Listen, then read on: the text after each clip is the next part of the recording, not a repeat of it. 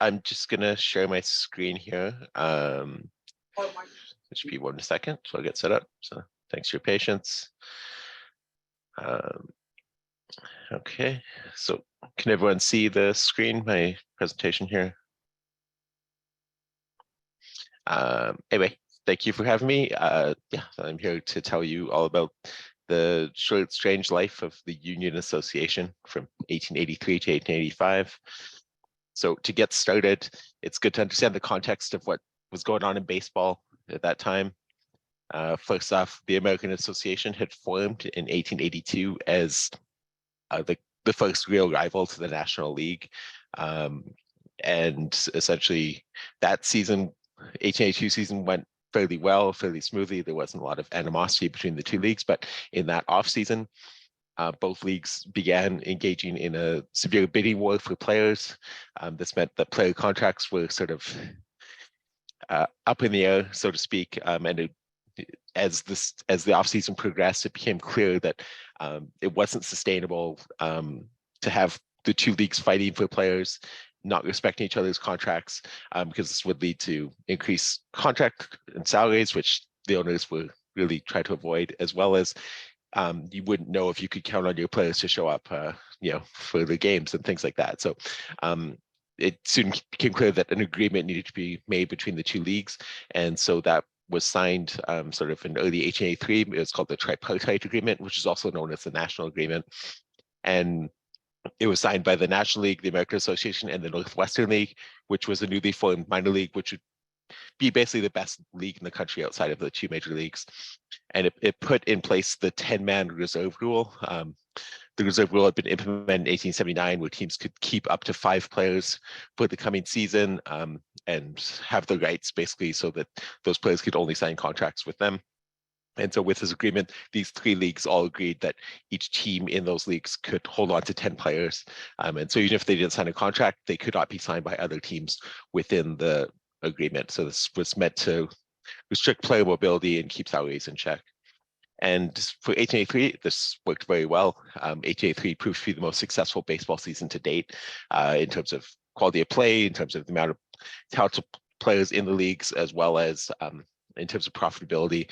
The Philadelphia Athletics won the pennant in the American Association and set a baseball attendance record with some over 200,000 fans over about 50 games. And so baseball was really booming at this point in time. And that's sort of where the Union Association enters the picture in September of 1883 in the midst of this very successful season. An 8-team league was announced that would see play in 1884, and they would do something a bit unusual and controversial. They would ignore the reserve rule of the established leagues. Basically, they said they would go after players who were reserved but not contracted. And they also intended to put teams in cities that were represented in the American Association and the National League. And they were formed by a guy called Al Pratt, who had been the founder and first manager of the Pittsburgh Allegheny Club, which we now know as the Pittsburgh Pirates. They had formed as a semi-pro club in 1880 and joined the American Association, but he had been fired midway through 1883.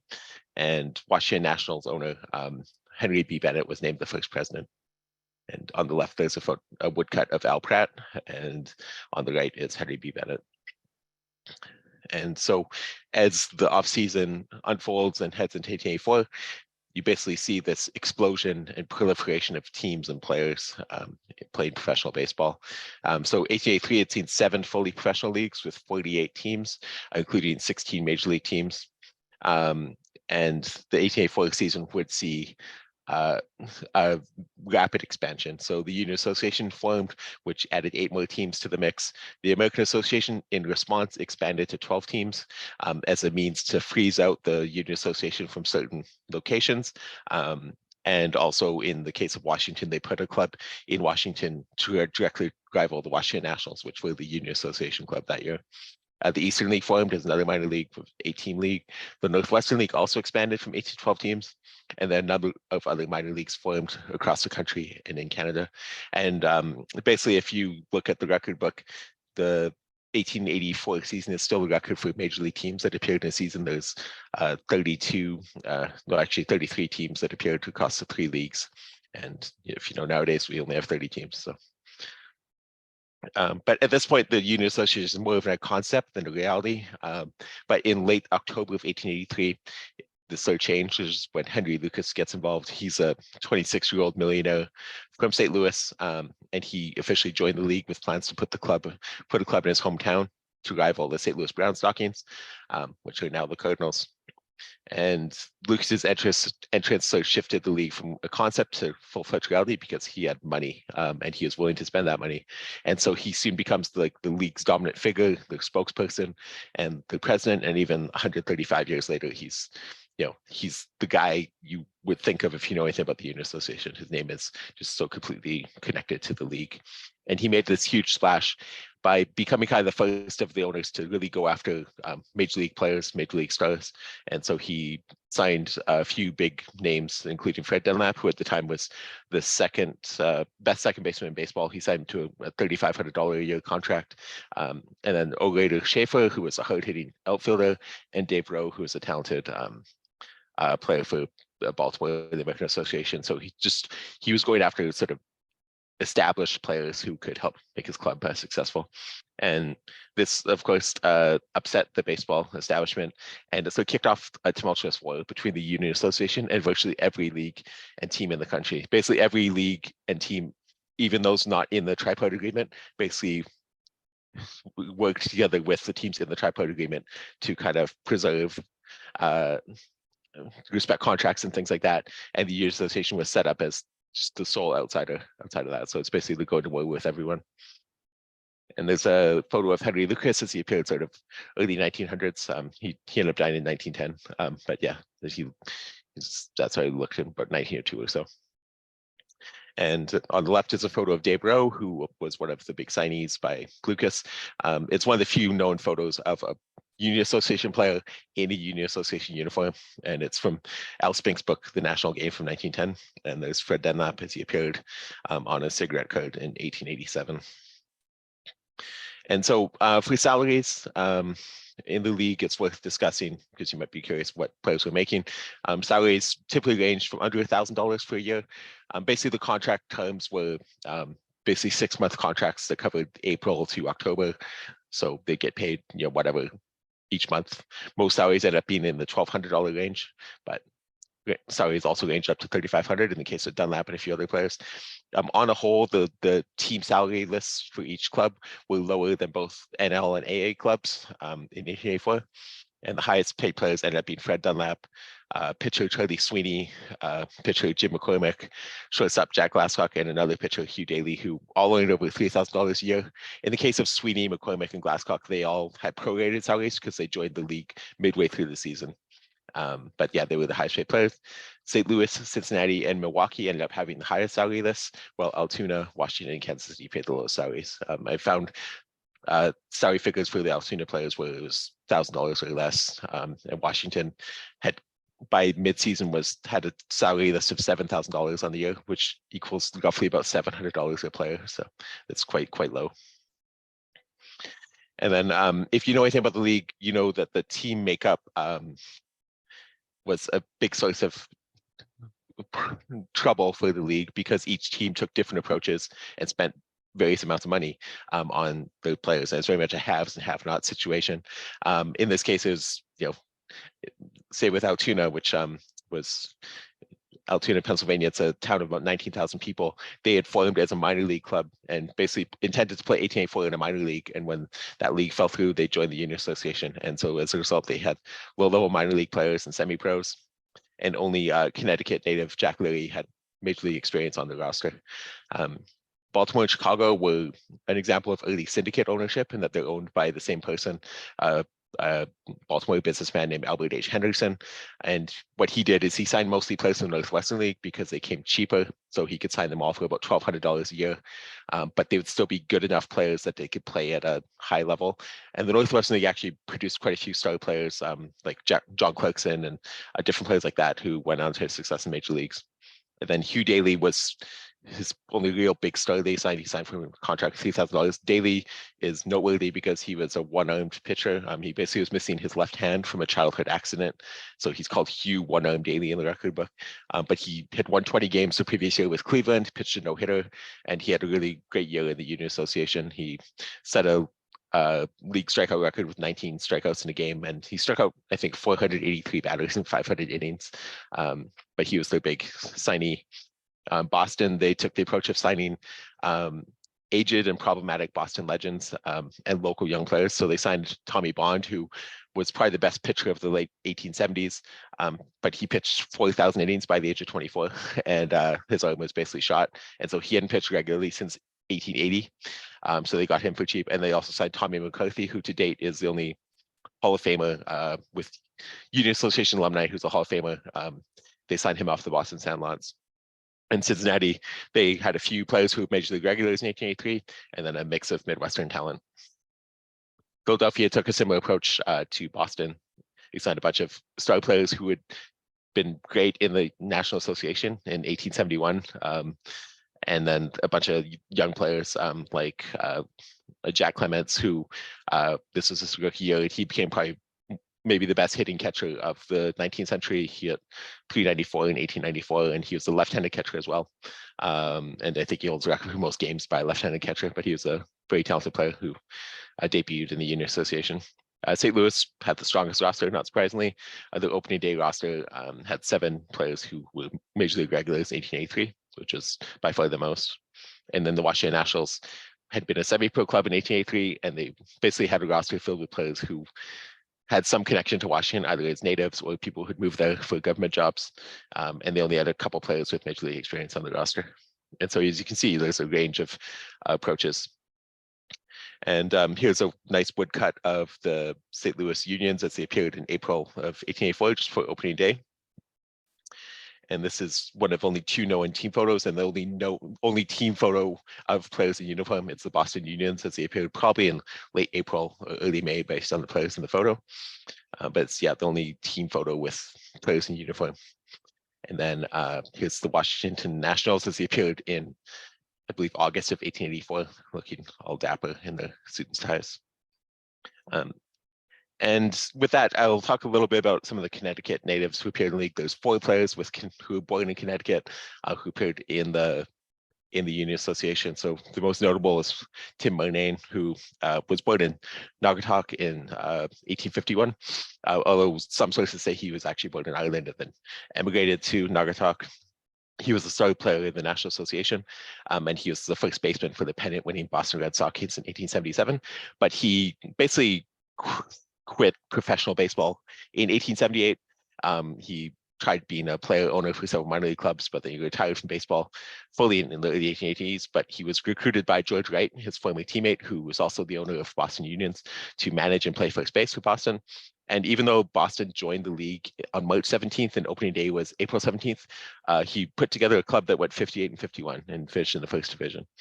And post-career, he became probably the nation's leading sports writer with the Boston Globe. And he died in 1917 in Boston.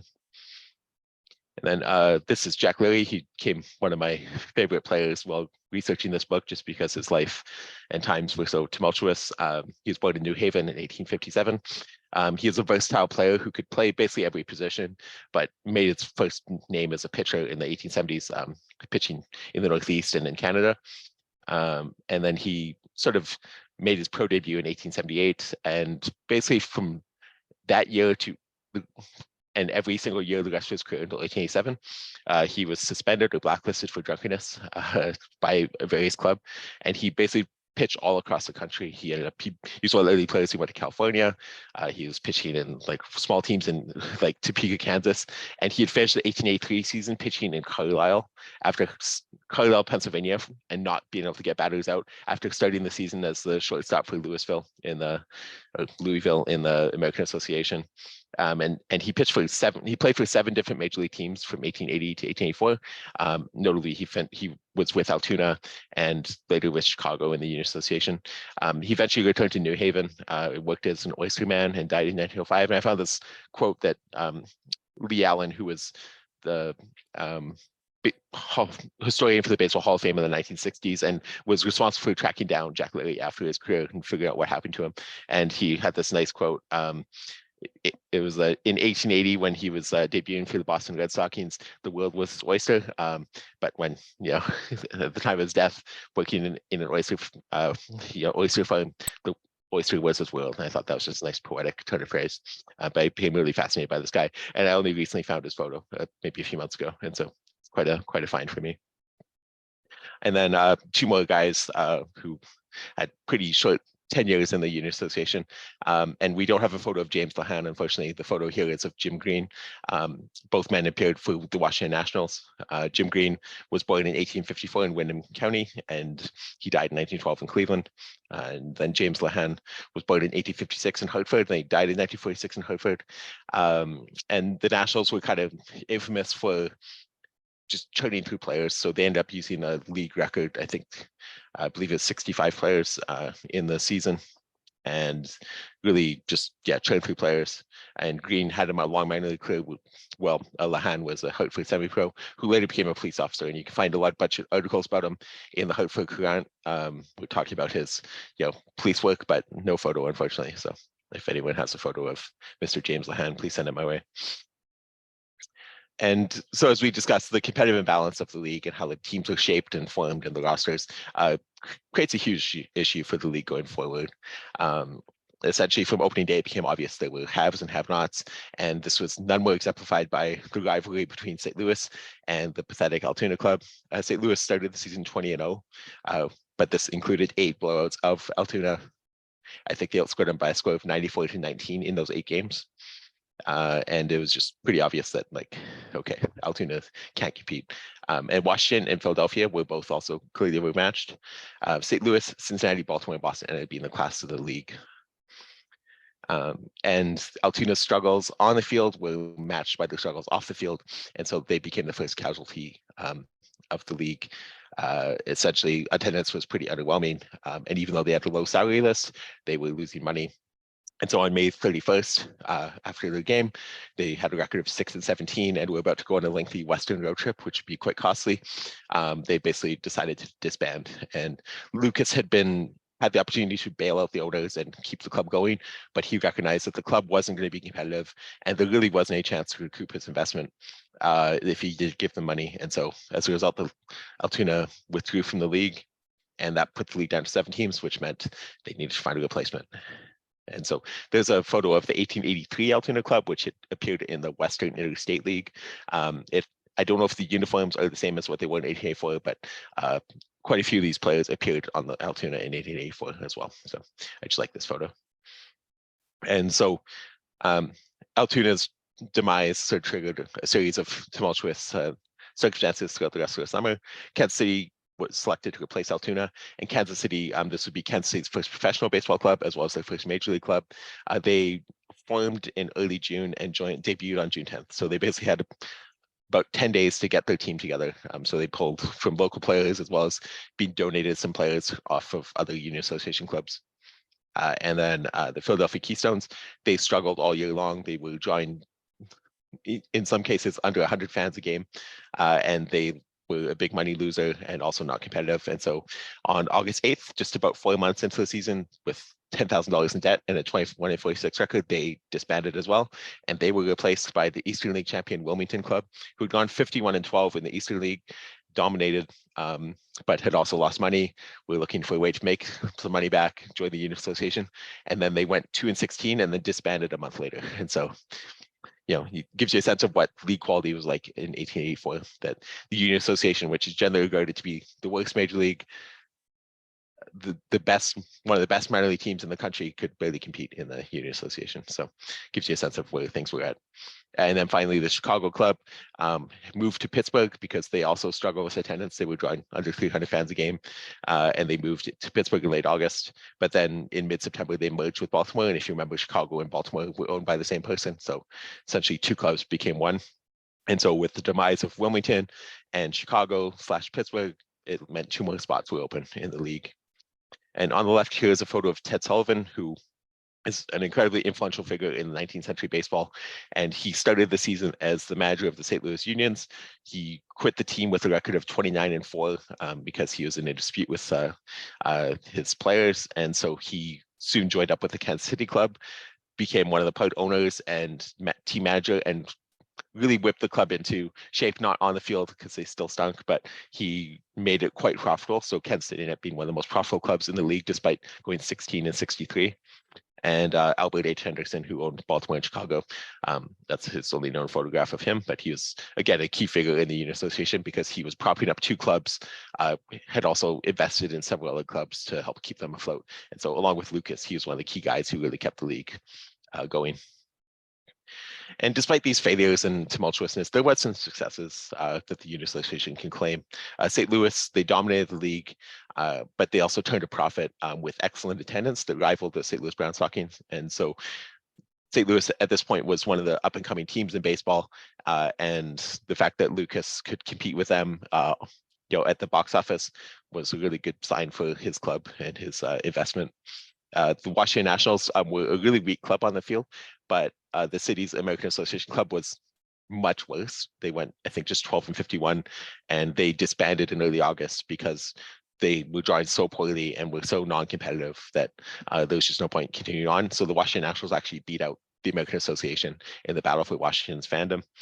And essentially, they were drawing 2,500 fans a game, which was excellent for the time, and paying very low salaries. So they ended up being, I think, the second most profitable club in the league after St. Louis. And then Kansas City drew large crowds. They played Sunday baseball, which was still kind of an anomaly at the time. And so the Sunday games often drew about 8,000 fans, which was exceptional.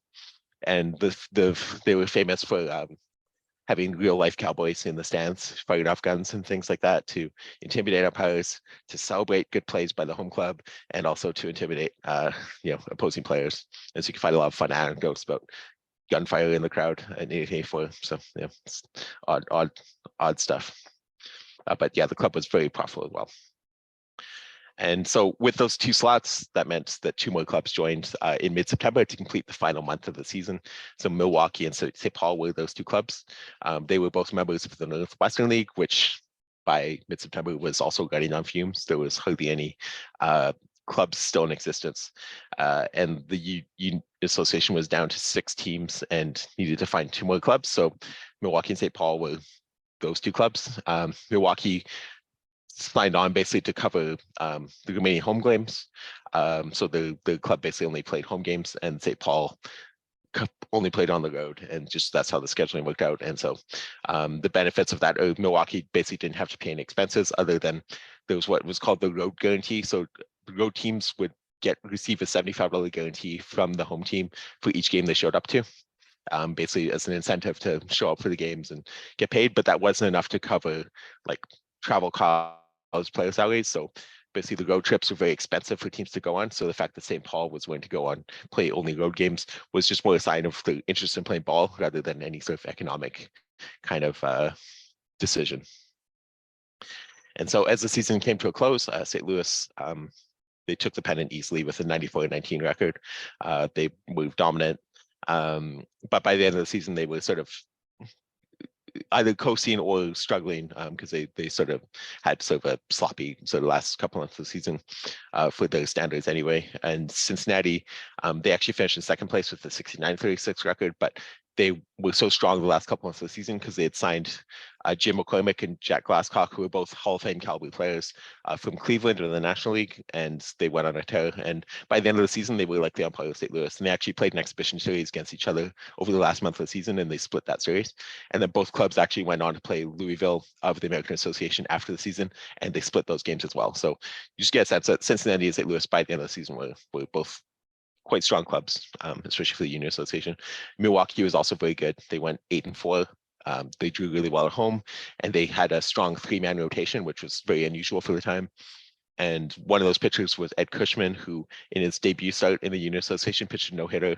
And then in his second game, he pitched 8 no-hit innings and lost a no-hitter in the 9th inning.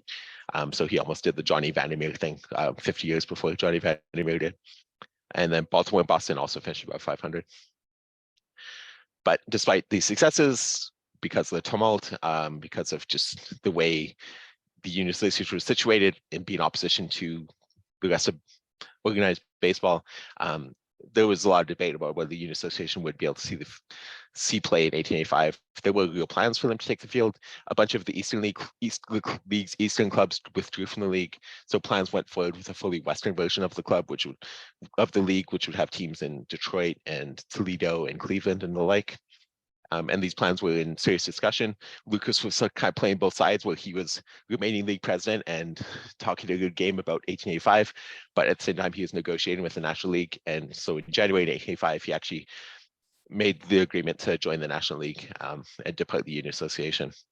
And essentially this caused the collapse of the Union Association, but it did not necessarily cause the end of the legacy of the Union Association, so to speak, because in 1885, 4 Union Association alumni took the field. St. Louis played in the National League. Washington joined the Eastern League and actually won the pennant. And then Kansas City and Milwaukee joined the Western League. The Western League was a short-lived league that kind of replaced the Union Association. Is kind of the closest thing we have to what a Union Association would have looked like in 1885.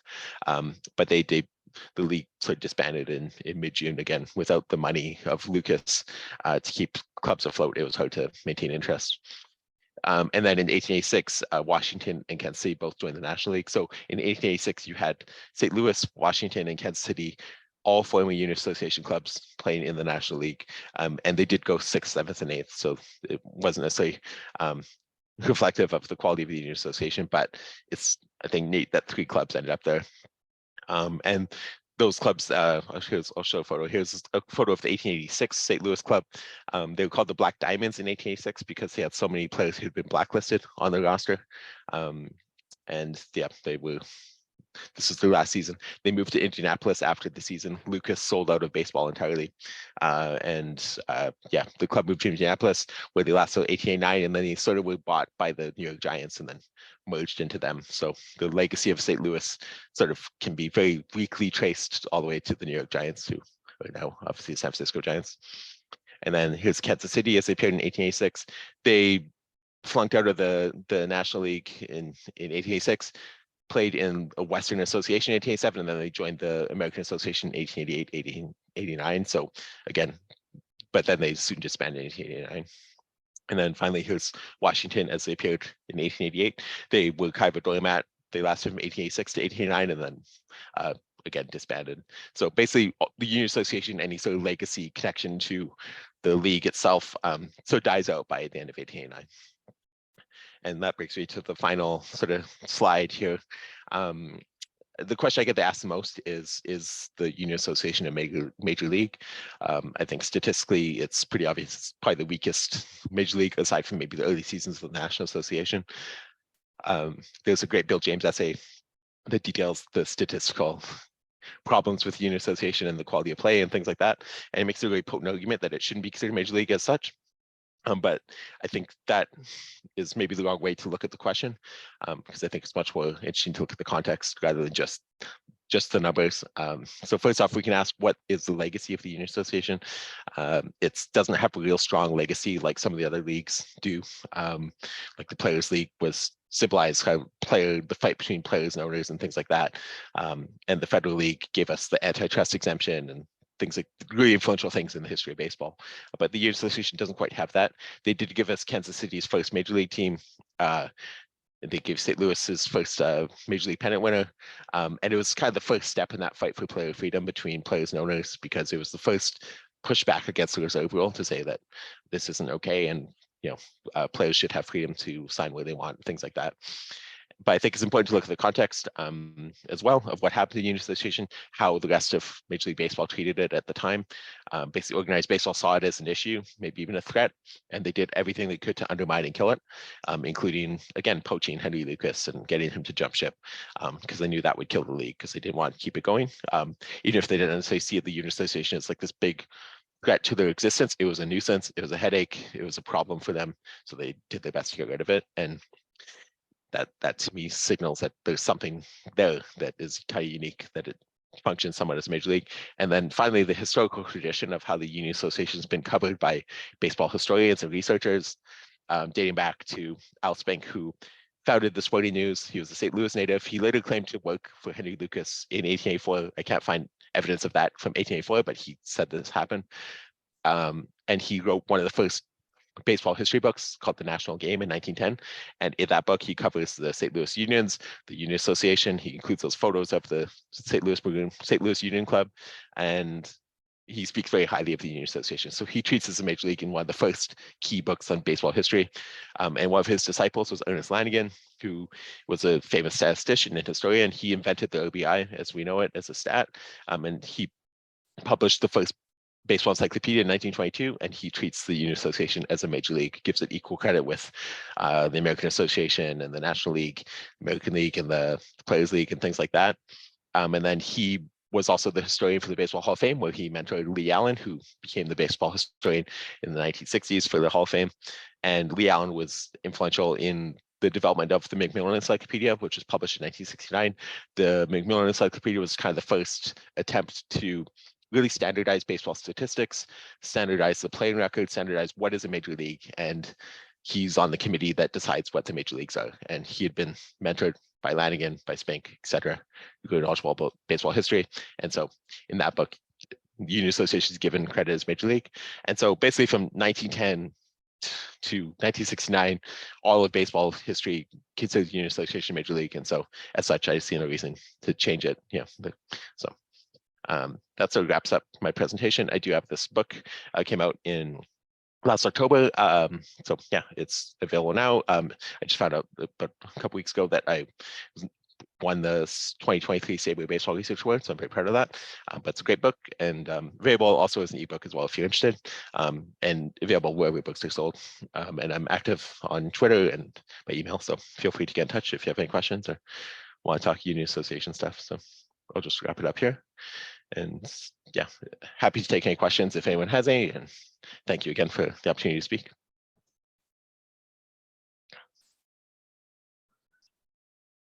Any questions for Justin, please ask. Thank you, Zach. Justin, can you hear us?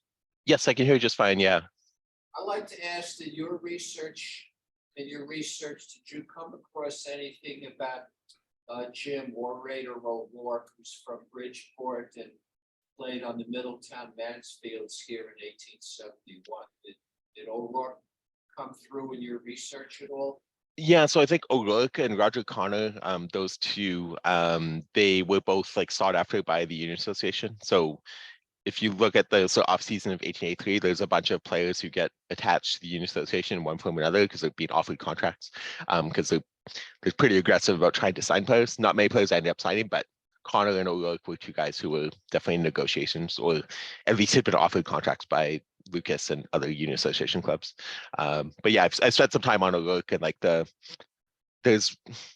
one of my hobbies and a big thing that led to writing this book is these obscure players and trying to track them down and figure out what happened to them. And I spent a lot of time researching, like, I think it's like the TBFUS, like from 1876, it's the Bridgeport something social organization, but they had a club that toured around the country in 1876. And there's quite a few players who ended up playing in the major leagues, but like fairly obscure. And so I just, yeah, spent a lot of time looking through the New York Clipper and things like that, trying to track down Bridgeport box scores and stuff.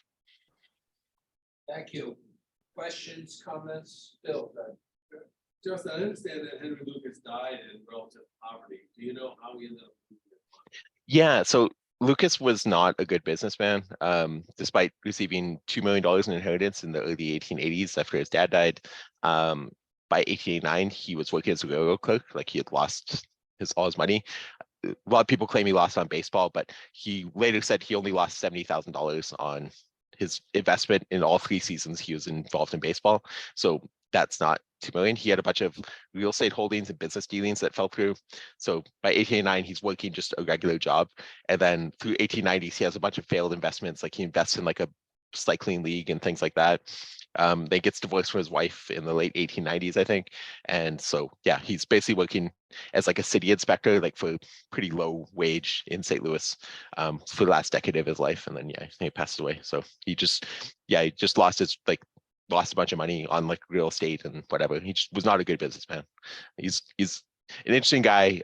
Seems like he loved baseball, like very passionate, but just didn't have a head for money. So yeah. Thank you. Other questions? Anybody else? All right, hey, thank you very much, Justin. Well, thank you. I appreciate it. It's been an honor to be here. So thank you for having me. And unfortunately, I have to log off now. But yeah, thank you for the time to speak. I appreciate it. You're welcome. You're welcome to stay and listen. So thank you. All right, thank you. Order is Dan Taylor. Paul, if you'd like to navigate the exact thing for your help. All right, so Dan, batting third, you're up at the plate. Okay, let me get everything set up. Thank you, Paul. Appreciate it. All right, so we're ready for you, Dan. All right, let me just make sure I'm good to go here. All right. Hope you can hear me okay. Title of the talk is The Almost Jackie. And this comes from the book, Walking Alone, The Untold Journey of Football Pioneer Kenny Washington. And when I ask people who Kenny Washington was, I often get a look like this. So Stephen, if you're looking around the room and you see looks like this, it's not unusual. A lot of people don't know who Kenny Washington is. So I'll give you a treat. I'll let Groucho Marx tell you who Kenny Washington was. For those who don't follow football, this is one of the legendary names in the game. No, this one. This is Mr. Washington, the first man to ever throw a dollar across the Potomac River. For those who don't. So Kenny Washington was really one of the greatest, if not the greatest, to ever play football. He was a remarkable running back at UCLA, played in with the Hollywood Bears, the West Coast, the Pacific Football League, and then integrated the National Football League in 1946. He had speed to get outside, a tremendous strength as a runner and as a passer. Here he's throwing a pass to Jackie Robinson for a touchdown in the 1939 UCLA Washington State game. And one of the reasons that Groucho made the comment he did about first man to throw a dollar bill across the Potomac, Kenny Washington could throw a football 100 yards in the air. He was a remarkable, remarkable athlete. So his senior season at UCLA was in 1939. He shared the backfield there with Jackie Robinson. They were very good friends. And he was actually the first team All-American UCLA ever had. And then he was a pioneer in the National Football League, joining the Los Angeles Rams in 1946 and ending 12 years of segregationist policy in the National Football League. But this is a SABR meeting. We're here to talk baseball. So how in the world do I get going down the road on a football guy? Well, again, I'm going to let Groucho tell you. Were you active in other sports besides football when you were in college? Yes, Groucho. I played baseball. In fact, I believe that truly was my first love. And it wasn't only his first love, but maybe his best sport. Washington's father, Edgar Blue Washington, had a couple of stints in the Negro League. 1916, he played a couple of months with the Chicago American Giants. And then in 1920, the inaugural season of the Kansas City Monarchs, he was their first baseman to start that inaugural season. Lasted, maybe 2-3 months. The Monarchs were bringing in players left and right, trying to improve the club, and ended up releasing him. As to Kenny Washington, his first acclaim actually came in high school baseball. In 1934, he was a sophomore at Lincoln High School in Los Angeles. And that particular season, Lincoln and Fremont High were battling for the city championship in Los Angeles. Now, this was a big story because Lincoln had historically been terrible in sports. They were really an academic institution. They churned out a lot of celebrated actors, Robert Young, among many, many others. And Fremont High was a perennial powerhouse. And the star of these two teams were a pair of sophomores. For Fremont High, Bobby Dorr. He was a young sophomore infielder. And for Lincoln High School, it was Kenny Washington. And these two players battled it out for the city batting title that year as sophomores. And then at the end of the year, the season was brought to a halt by a polio epidemic. And Kenny Washington hit just under 500 for the season. Bobby Dorr nosed him out for the batting title. And after the season, Bobby Dorr moved on after his sophomore year of high school, signed a professional contract, played in the Pacific Coast League, then joined the Boston Red Sox, and ultimately was inducted into the Baseball Hall of Fame after his remarkable career with the Red Sox. Washington next played at UCLA. He only played one season of baseball at UCLA. That was his sophomore year. There's been a lot written and a lot of inaccuracies out there. He did not play as a freshman. They could not muster enough players to field a freshman team in 1937, but he did play as a sophomore. He was the team's shortstop. And Al Martell, who moved over to play third base by Washington's arrivals, said, "I'd never seen an arm like that on any ball player, like a howitzer." Washington was the first African-American to play baseball at UCLA. He hit .409 in league play. He finished second in league. He was leading the league through most of the season. He got the flu, missed a couple of weeks, and was actually in the hospital a bit. And his batting average came down when he rejoined the club. He was named the all-conference shortstop that particular season. And this is Sunken Diamond. It's on the campus at Stanford University. And when that 1938 spring, Stanford was using the park then as they still are today. And in a game against Stanford, Washington, who was a right-handed hitter, sent a ball into the trees over the right center field fence that was estimated at 450 feet. And many people have said over the decades that it's the longest home run ever hit out of Sunken Diamond there at Stanford. Prescott Sullivan, the sports editor of the San Francisco Examiner, after watching Washington play, said, "Leading hitter, best shortstop in the college baseball out our way is Kenny Washington of UCLA. Coaches of other teams say he has major league ability, but big league scouts aren't interested in him. Washington is a Negro." When UCLA and the University of California met up on the diamond, the game got extra attention because the star player for each of the baseball teams had also been the star player for each school's football team. In this case, Kenny Washington for UCLA and Sam Chapman for the University of California. And comparing the two, as we mentioned, Washington finished second in the league with a .409 batting average. He led the league in home runs. Sam Chapman finished 14th in the league with a .340 batting average for the league season.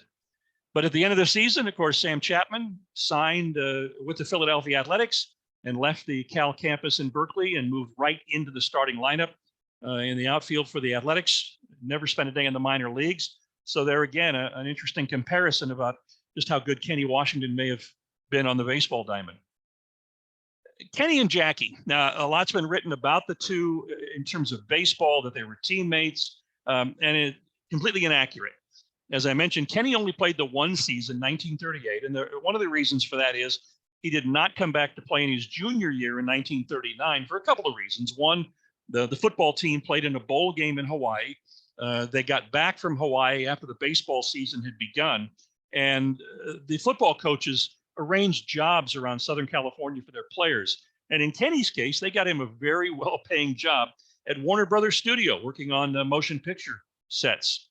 And he chose to pursue the job rather than play baseball. In Jackie's case, he transferred in from Pasadena Junior College. So his junior baseball season was the spring of 1940. And then in the fall of 1940 was his senior football season, and he left school following football to take a job and help support his family. So he just played the one season. And for the entire 1938 season, Kenny Washington hit .397. Now that's league and non-league games. In Jackie's case, for his entire 1940 season, he hit .097. And many people said that baseball was probably Jackie's worst sport of the four that he excelled in at UCLA. Of course, he was the national champion in the long jump, led the league and the team in scoring in basketball at UCLA, and was a second-team All-American in football, maybe the greatest athlete in American history. Years after his athletic career had ended, Kenny Washington was asked about his greatest thrill in sports. And surprisingly, this is where he said it happened, in Wrigley Field, the original Wrigley Field, the ballpark that the Los Angeles Angels called home in Los Angeles. And every year in Los Angeles, from 1920 through the war, a professional winter league was staged, and they would open the league, as you see here, with an exhibition game, an all-star game in Wrigley Field, and it would feature a team of all white players against a team of all black players. And they recruited heavily for players from the Negro League to come out to Los Angeles and play in this Los Angeles Winter League. And so the league had a lot of really talented players. And in 1942, one of the things that the promoter liked to do was to recruit a headliner for this all-star game. And they brought in Ted Williams one year. They had Bob Feller come out. Dizzy Dean came out. And in 1942, Satchel Paige was invited to be the headliner. But just a few days before the game was to take place, he sent a telegram withdrawing from the game due to a sore arm. He had started every single game in the Negro World Series that year. And he let the people know in Los Angeles that his arm was tired, it was sore, and that he wasn't coming out. So they were scrambling to find a headliner, and they invited Kenny Washington to play in the game. And Washington had not played in a few years. This was 1942. He had not played since '38 at UCLA. And they batted him third. The all-black team was called the Philadelphia Royal Colored Giants, and they batted him third. He played second base, and he came up in the bottom of the first inning against Larry French. Now, French was a starting pitcher with Brooklyn. He had gone 14-5 that summer and pitched 2 scoreless innings in the All-Star game.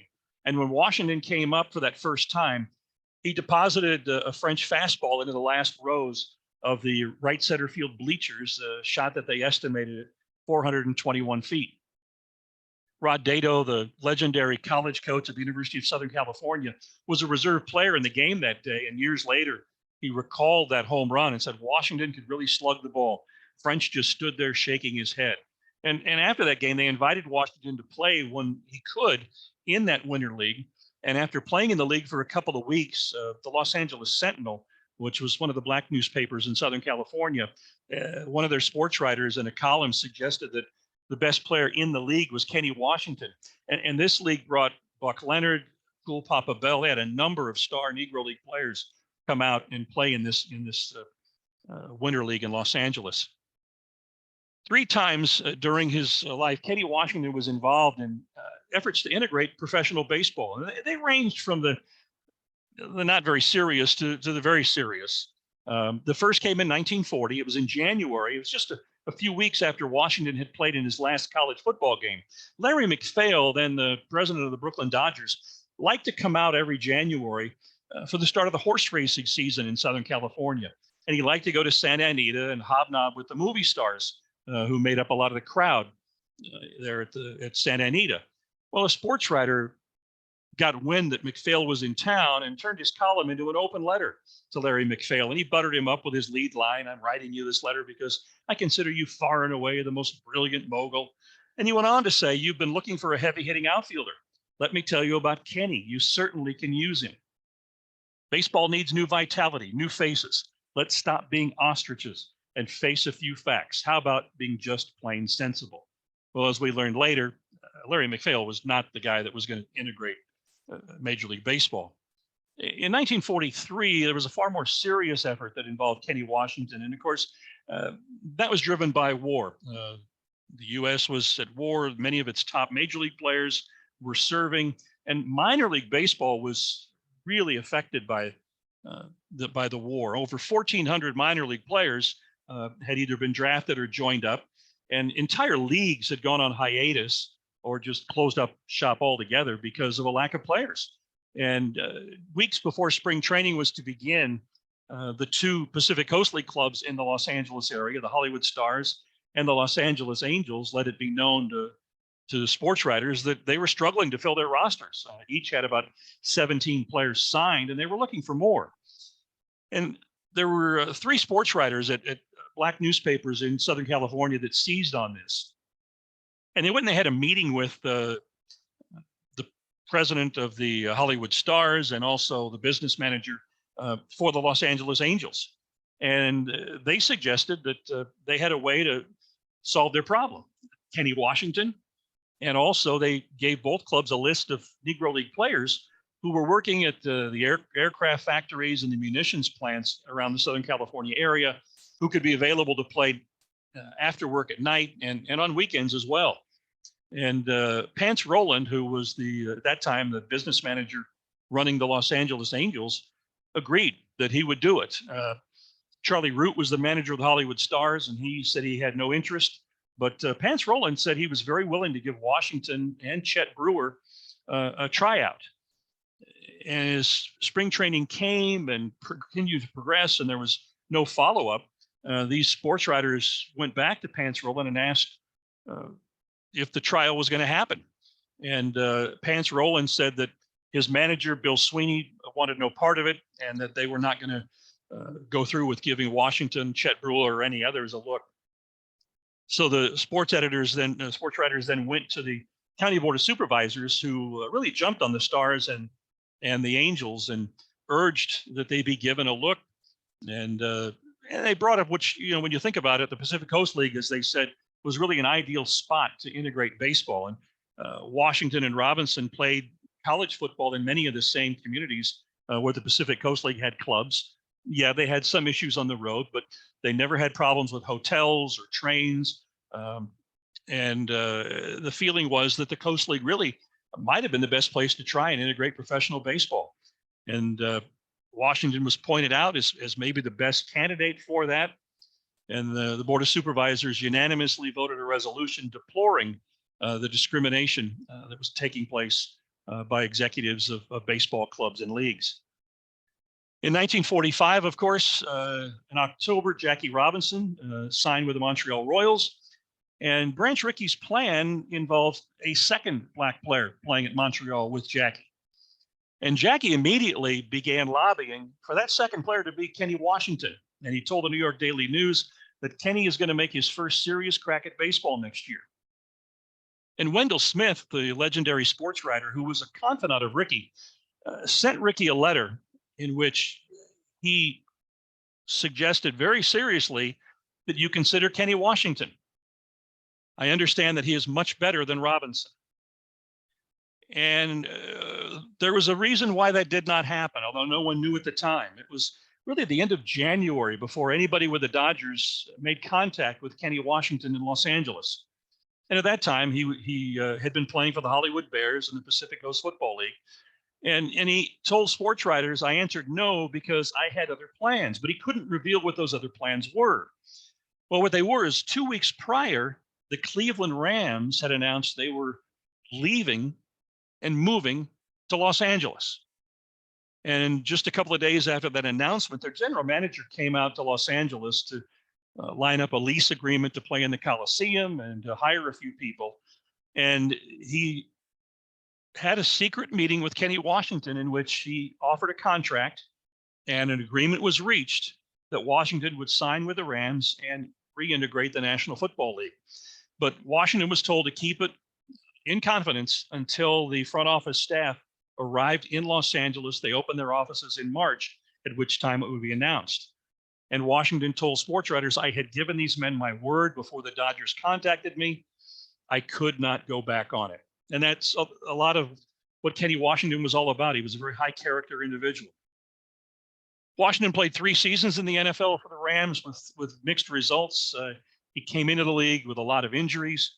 In 1946, though, late in his rookie season, Leo DeRocher was in Los Angeles, and a sports writer, John Old, tracked him down at the Brown Derby restaurant. And he wanted to find out about what the thoughts were for Jackie Robinson in 1947 with the Dodgers. But DeRocher really wanted to talk more about Kenny Washington. And he told John B. Old that the Dodgers were very seriously looking at signing Kenny Washington.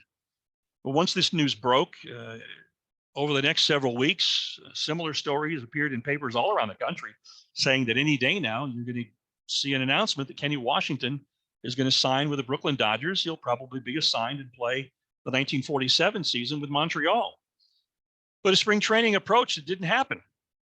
And finally, DeRocher was pressed on it just before going to spring training. And he said their scouts had really studied Washington, and he'd had some major knee surgery prior to the 46 season. And the Dodger scouts pointed that out and recommended against signing him. And DeRocher told the sports writers it wasn't going to happen because his knee was on the bum. Washington, at the end of the 1948 season, retired from football, and almost immediately baseball came back into the picture. And one of the first to pounce was Bing Crosby, who at that time was a part owner of the Pittsburgh Pirates. And Crosby offered Kenny Washington the opportunity to come to spring training with the Pirates. Also, the San Diego Padres and the Pacific Coast League offered Washington a contract for $49. They had integrated the Coast League the previous season, signing John Ritchie, the catcher. And for the 49 season, they were going to be affiliated with Cleveland, which would place Minnie Minoso and Luke Easter with San Diego. But once again, Washington told both that he couldn't do it, that he had made prior commitments before each had reached out to him. And that involved movies. Washington was very popular and had appeared periodically throughout his football career in movies. And he had made agreements to appear in 3 movies, the first of which was Rope of Sand, in which he starred opposite Burt Lancaster. The second was an award-nominated and very controversial film called Pinky. It was a pet project of Darryl F. Zanuck of 20th Century Studios, who personally cast Washington as a doctor in the film. And then the third, he has a very small speaking part in the Jackie Robinson story. And kind of a funny aside, when Jackie arrived to start filming, they filmed it at Gilmore Field, the home of the Hollywood stars. And Washington was asked by a writer, he was nervous. And he said, "Nervous? Huh, if Kenny can do it, anybody can do it." But Washington did announce when he finished with the Jackie Robinson movie that he was going to focus all of his energies now on playing professional baseball. And he spent a couple of months working out 5 days a week. He dropped about 20 pounds, took batting practice every day for those couple of months. And ultimately, Leo DeRocher signed him to come to camp with the New York Giants. And this was a big story, particularly in the black papers, who felt that this could be the biggest baseball story of the 1950 season if Kenny Washington was able to cross over and play Major League Baseball. But he had a lot of obstacles to overcome. At that point, he was 31. He was the oldest rookie in any spring training camp. He was coming off 5 knee surgeries. And as we all know, knee surgeries back then were very, very invasive and very difficult to rehab from. And also, he had not played competitive baseball in 5 years. He had played with the police department team, which he had joined during the war, but he hadn't played any competitive baseball in 5 years. So he had a lot to overcome. And on the Giants part of it, well, Leo felt that 7 of his 8 positions were set. The only competition was going to be for the right field job. And he had 8 players competing for 7 outfield spots on the club. Kenny was going to battle with Monty Irvin and Don Mueller for the right field job. And in exhibition games, boy, he really put on a show. He hit some tremendous home runs and really was a headliner in some of the Giants' early inter-squad games. And then when they opened the exhibition season, they traveled to Tucson to play Cleveland. This was their starting outfield: Monty Irvin, Hank Thompson, and in right field, Kenny Washington. And in that game, the Giants and Cleveland had 7 black starters, and it gained a lot of national attention as they suggested that this was the most ever in a major league game. After that series, Washington really struggled with breaking pitches, and he was assigned to the B team. And most of the B team games were against Pacific Coast League teams. And Washington, from all the box scores I was able to find, had hits in just about every game. He fared well at the plate, but not so well in the field. He really struggled in the outfield. They finished camp. The Giants came to California. The A team went to Northern California, the B team to Southern California. And in a game against the University of Southern California, Washington hit a grand slam and a 2-run triple, drove in 6 of the Giants' 12 runs in a win. But after the game, DeRocher sat him down and told him he wasn't going to break camp with the Giants. And DeRocher told the press, "Make no mistake about it, Kenny can really wrap that ball. Nobody has worked any harder in camp than Kenny. I was disappointed in his throwing. Football must have tightened up his arm and shoulder muscles." An anonymous scout talked to Frank Finch, a sports writer with the Los Angeles Times, and said all those years in football took too much out of him. So the Giants offered Kenny the chance to play for their top farm team, the Jersey City. He declined. He said if he was going to play in the minor leagues, he would prefer it to be in the Coast League because he had a young family and wanted to be close to home. DeRocher recommended him to clubs in the Pacific Coast League, And the night prior to opening day, the Los Angeles Angels signed him. For about the first 3 weeks of the season, he was a pinch hitter for the Angels. And then on the 25th of April, management was unhappy with third base play, and they plugged Washington in. He was a defensive replacement the first night he played the position, and then the next 2 nights he started at third base for the Angels. And in that third game at third base, he was badly spiked on the thigh, covering the bag on a stolen base attempt. So he was going to miss some time.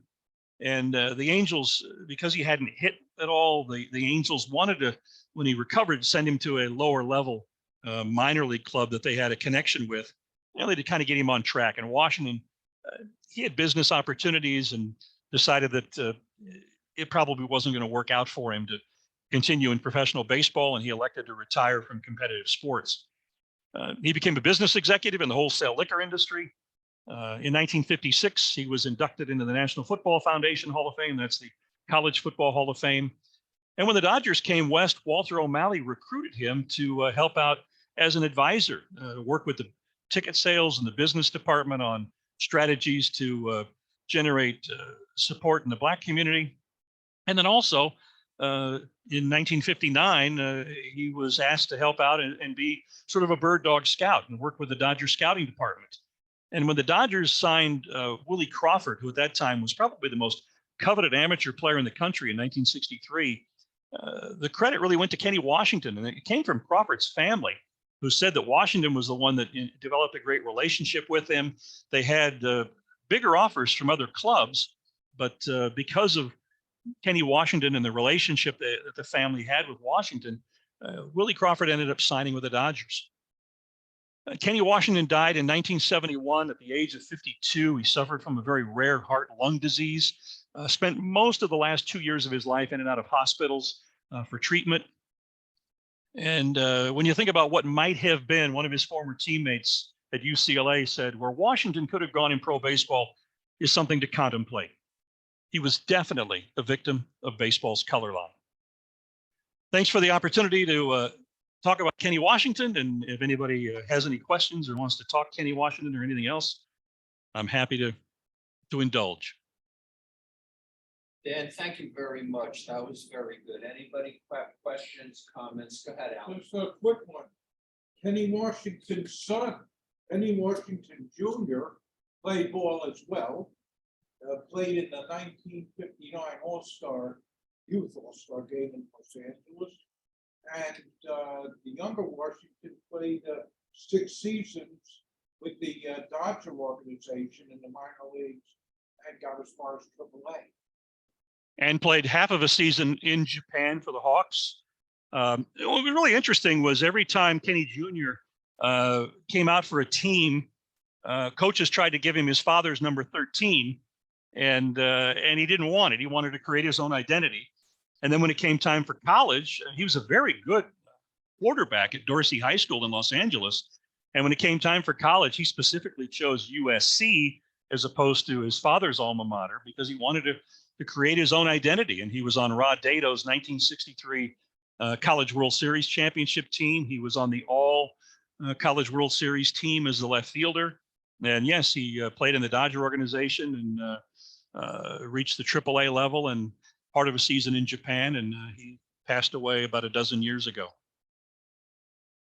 And Kenny was a nervous Nelly watching him. Everybody told me he'd sit there, he'd probably go through multiple packs of gum and sit there nervously folding the foil as he watched his son. He was a nervous sports dad.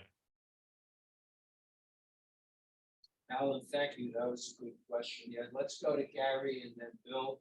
Wondering if he had any interaction with Jackie Robinson after the UCLA. Try that again. I apologize. I'm wondering if he had any interaction with Jackie Robinson after the UCLA years. They did. He was really, in all the research, I found that he was really Jackie's mentor at UCLA.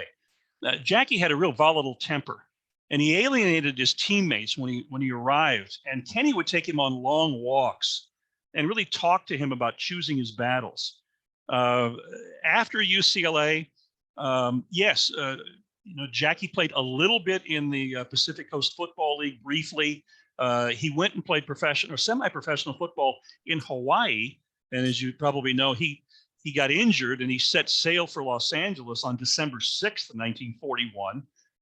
He said it was the most frightened he'd been in his life being on that ship with all sorts of rumors of Japanese submarines in the Pacific.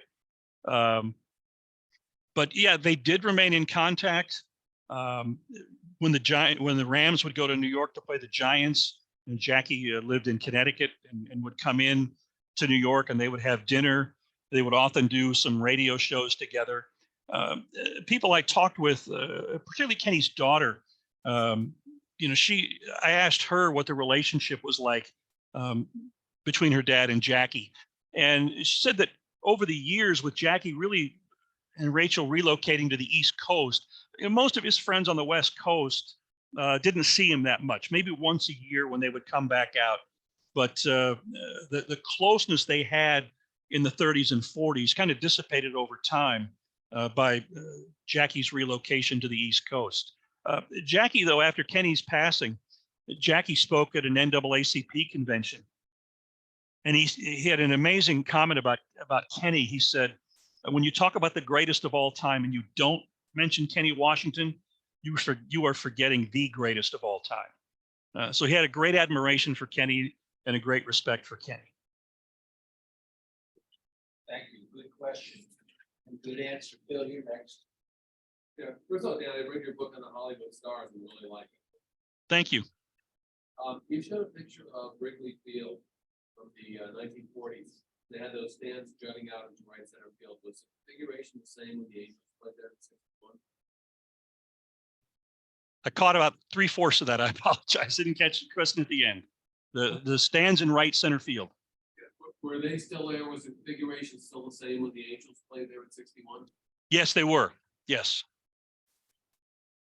That was. I mean, I've talked to people who were at those games. That was a tremendous week for Southern California baseball to have the Yankees come in and play the three at Gilmore Field and the games at Wrigley Field. And of course, it was a lot of people were thrilled to see DiMaggio and his farewell season, but a lot of the buzz was about young Mickey Mantle. And this is the next guy. So those games, when they came into Southern California, they had flipped spring training sites with the Giants that year, and the Yankees trained in Arizona. And of course, Casey Stengel and Fred Haney, who managed the Hollywood Stars, were the best of friends. And so that kind of was part of the impetus to schedule those games. But wow, those games really drew. I mean, they had overflow crowds. They put fans on the warning track, and it was really something spectacular. Good question and good answer. Anybody else? Oh, I'd like to ask you a couple of things, Dan. One, did your research bring you in contact with the book by Jules Teichel, Baseball's Great Experiment, because it talked about the social pressures to integrate baseball, which a lot of people tend to overlook. And a second related point to your research, imagine Kenny and Jackie being teammates on the Dodgers, along with all those other Negro League greats. That could have been some double play combination, for instance. So I wanted to raise those two things. Well, to the second question first, it would have been interesting to see where the Dodgers played Kenny. Obviously, with Pee Wee Reese, and they moved Jackie over. So I'm curious if Kenny would have been moved to the outfield or third base, perhaps, to take advantage of his arm. That would have been really interesting to see what they did. And it also brings up, I've talked with a friend of mine, Gail Henley, who was in the Giants organization at that time.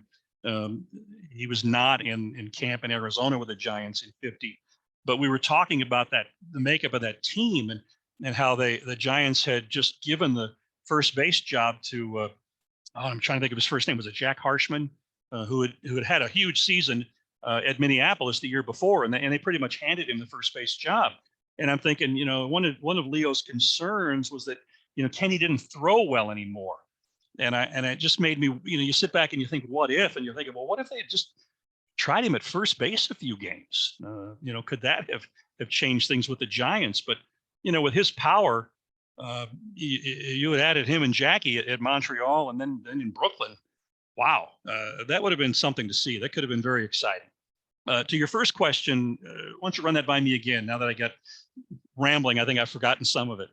But thank you for your answer to the second one. So my first question was, had you in your research used any of the material from Jules Teigel's book, Baseball's Great Experiment, where he documents how progressive forces in the African American press had a lot to do with pressuring baseball to integrate? No, I did not, and it's certainly a great book and great research. And maybe I'm making a mistake in it, but my strategy in doing research is not to read other books, and the reason for that is it's no disrespect to the authors, but they do their research, maybe coming away with their beliefs and ideas and theories from their research, and some of it I almost view a little bit of it as if I take from books, am I plagiarizing? It's just me. They've done tremendous work. I want to respect their work. And also I feel like I want to do my own research and come up with my own ideas, thoughts, and theories from my own research. I'm doing some research on a lot of that right now. I haven't decided if I'm going to produce a book on it, but I'm kind of going down that particular road, looking at things that happened in the South in the late 40s, up to the Houston club getting an expansion team, and some of the things that went on in Houston to integrate hotels and restaurants and whatnot. But it's I think baseball has played. My question is, did baseball play the strongest part in bringing about change in the 17 Southern Jim Crow states? You can certainly, to me, make that case. And I think what Jackie did, you look at the April 10th, 1949 exhibition game in Atlanta, when Brooklyn came in to play the Atlanta Crackers, and Ponce de Leon Park seated 12,000, and they had 26,000 for the game, 13,000 of whom were African Americans, and that sent a huge message. I think that baseball has played a remarkable part in the shaping of this country. All right, thank you. Appreciate that. Other questions, comments? Ready to wrap it up? All right, thank you, Dan. Much appreciated. Thanks, Stephen. Great to be with you guys. Thanks for the invitation. Thank you for sharing this with us. Okay, good. All right, so last but definitely not least, batting in the cleanup spot is Paul Hensler and his friends to talk about that great streak that you had with Naugatuck High School. So take it away, Paul. We're just gonna bring a couple high chairs up, sit elevated above. What do you want to do? I'm sorry. Give some of the higher seats here so people can see us. We don't want to stand for 45 minutes. Okay. So you want to bring some chairs. All right, so let's take a short break and help with that. And then we've got more people to do this. Paul?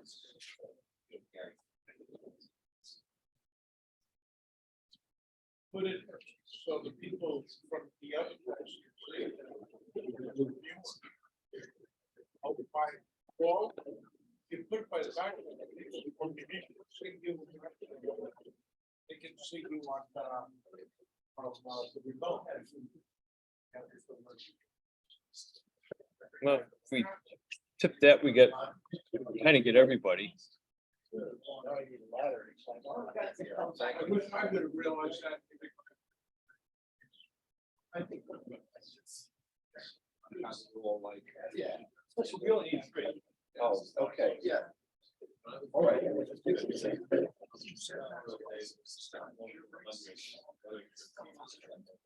way.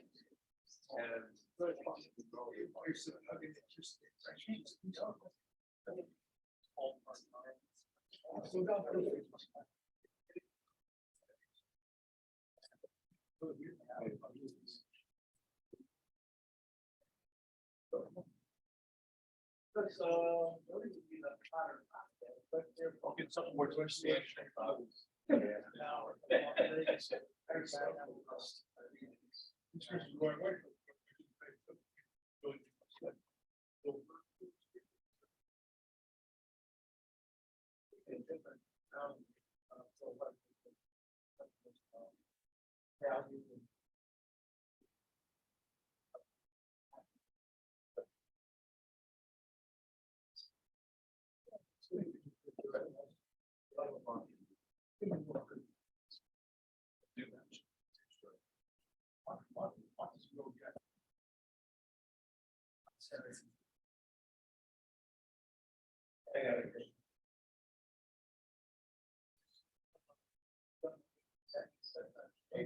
Alan, do you like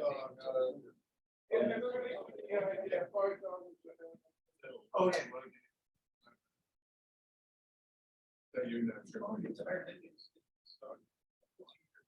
So Bill, I figured you'd like that 19th century.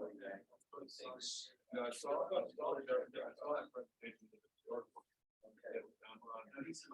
Zoom and it was nice, some Connecticut. Some Connecticut stuff. Yeah, that was right. So good point. Jack Larry's one guy I wrote. What was that? I'm sorry. Jack Larry. Oh, okay. Is that your book? How much is that? Nice slice of your. You can Alan, choose me. $5 plus. Yeah, this one came in at 139, about an hour ago. Found something. How you doing?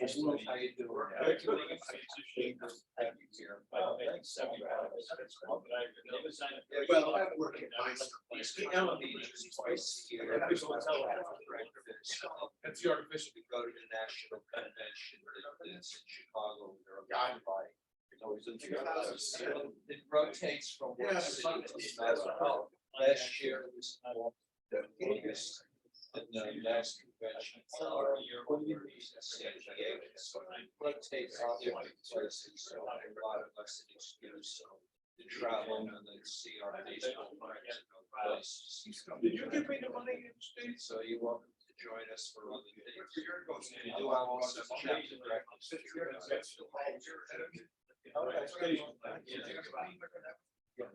It's amazing how that stuff works. You guys see it. You look on, Thank you, Alan. you may look at something just randomly. Where do you all live? Kind of between. Listen, oh, so now you're running your east. Yeah. I went out to school in Negro. Did you play baseball there?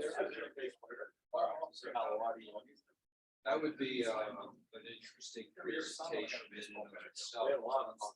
Oh, and you did again. Were you scattered by any? You already made a mistake. Yeah. He was invited. John was.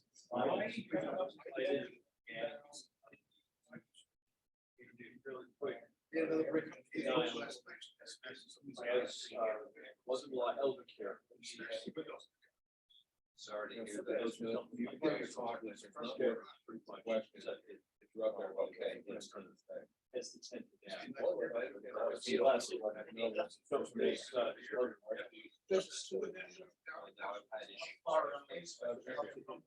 Thanks, but Maybe another time. home care, capping, running errands, whatever. I'm dealing with Things like that with my sister. My mom, before she passed. Yeah. No, no. I'm glad that you're all here.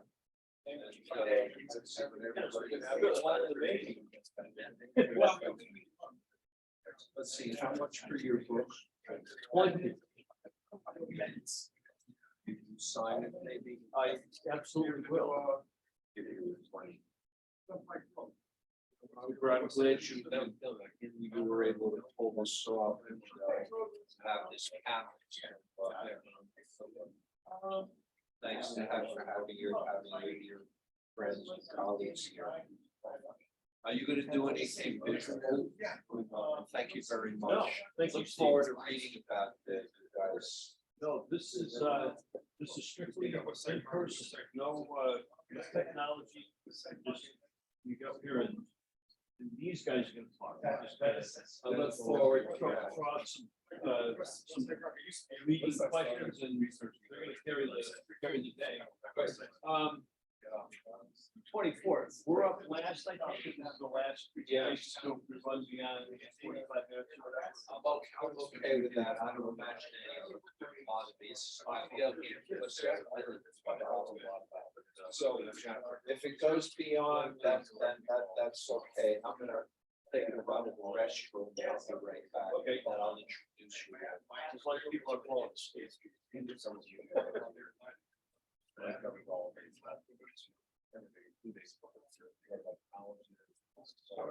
Oh, I do it. I know without all these smartphones.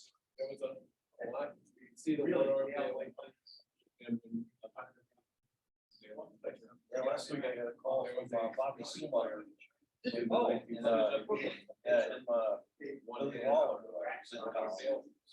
Yeah.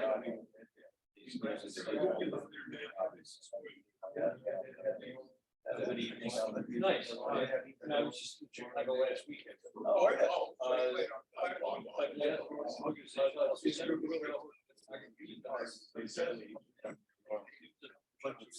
Trade music, well, train.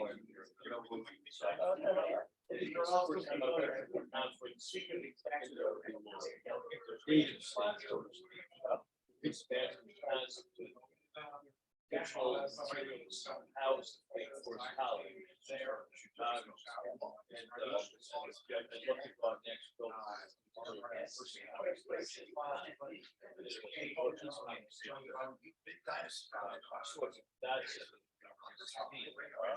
and they were going to do it in 2020, pandemic hit.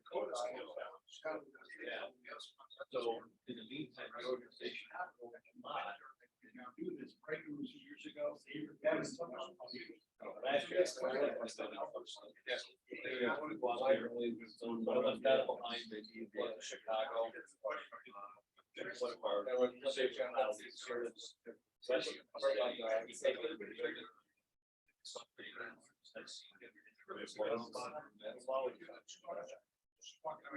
She's in Chicago.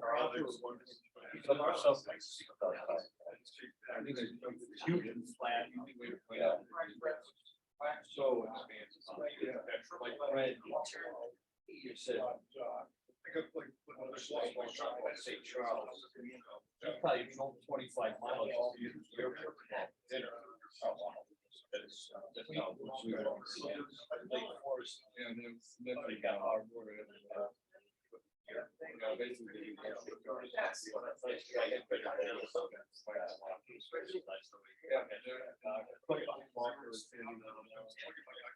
I did think I got three cards.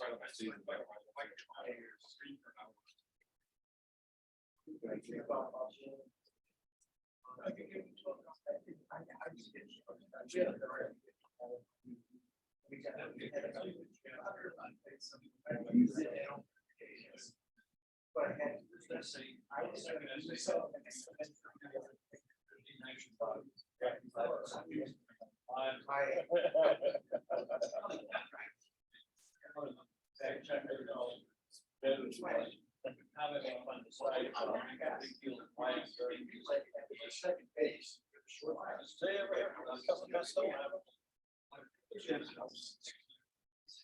Yes.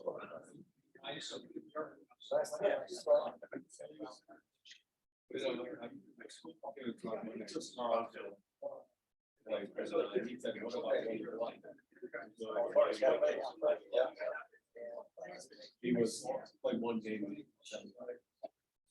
Excuse me, everybody, silence from conversation, but let's reconvene. Good session so far. So, Paul Hensler, member of our chapter, who's written this book about an undefeated Naugatuck baseball team, and is going to introduce two of the players, and thank you for being here. So this will be the last presentation, and thanks everybody for being here.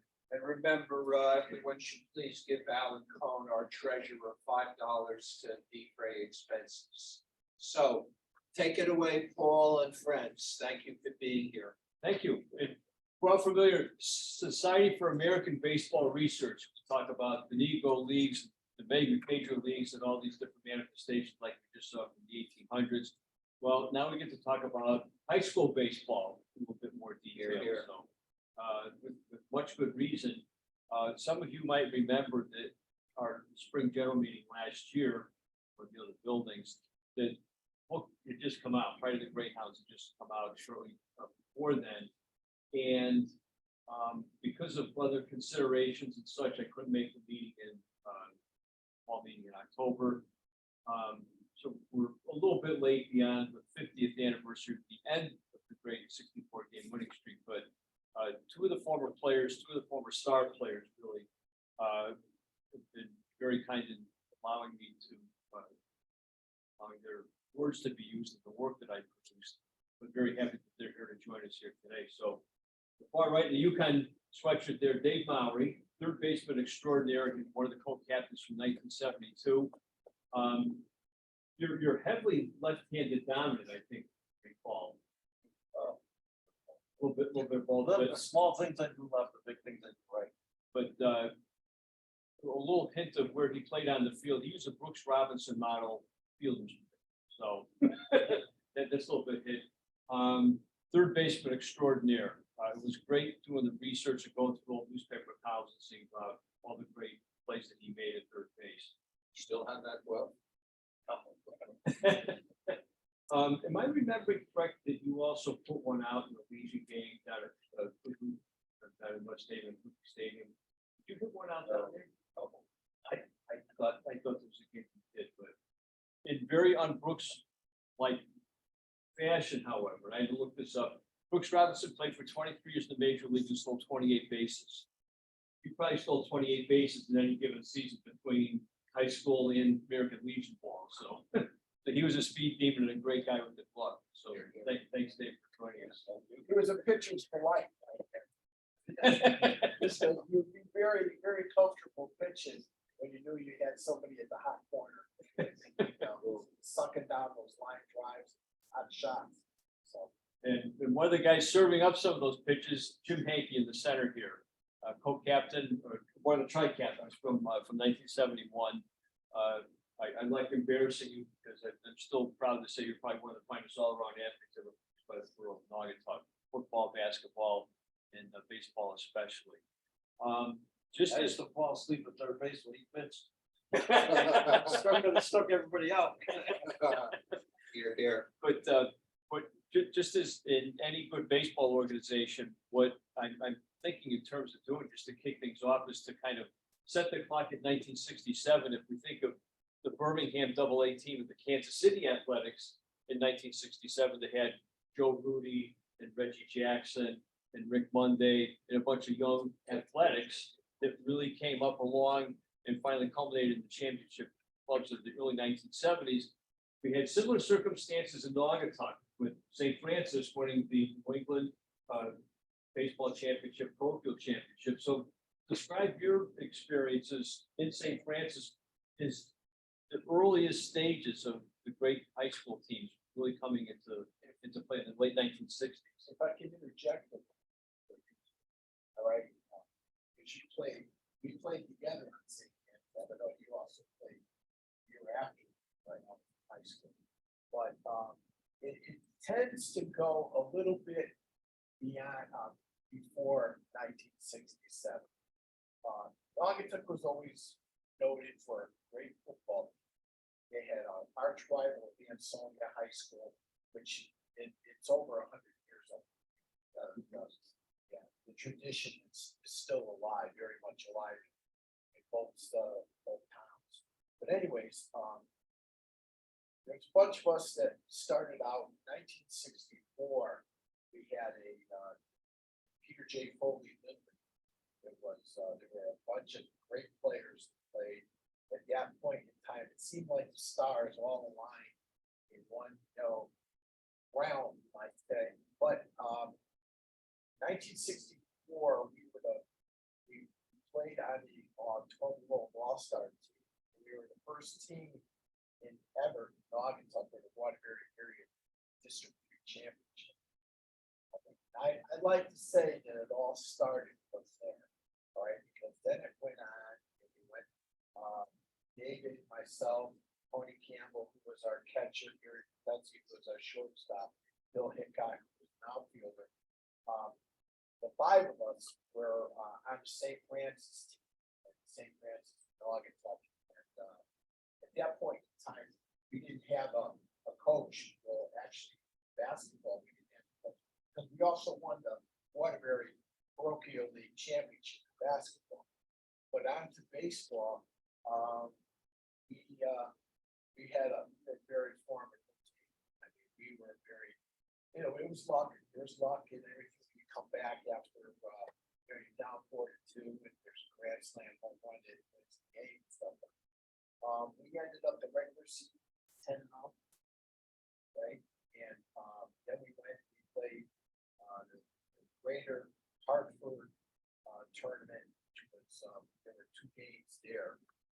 Won those games, and then we played the infamous 28 game down in Bearsley Park, which remains.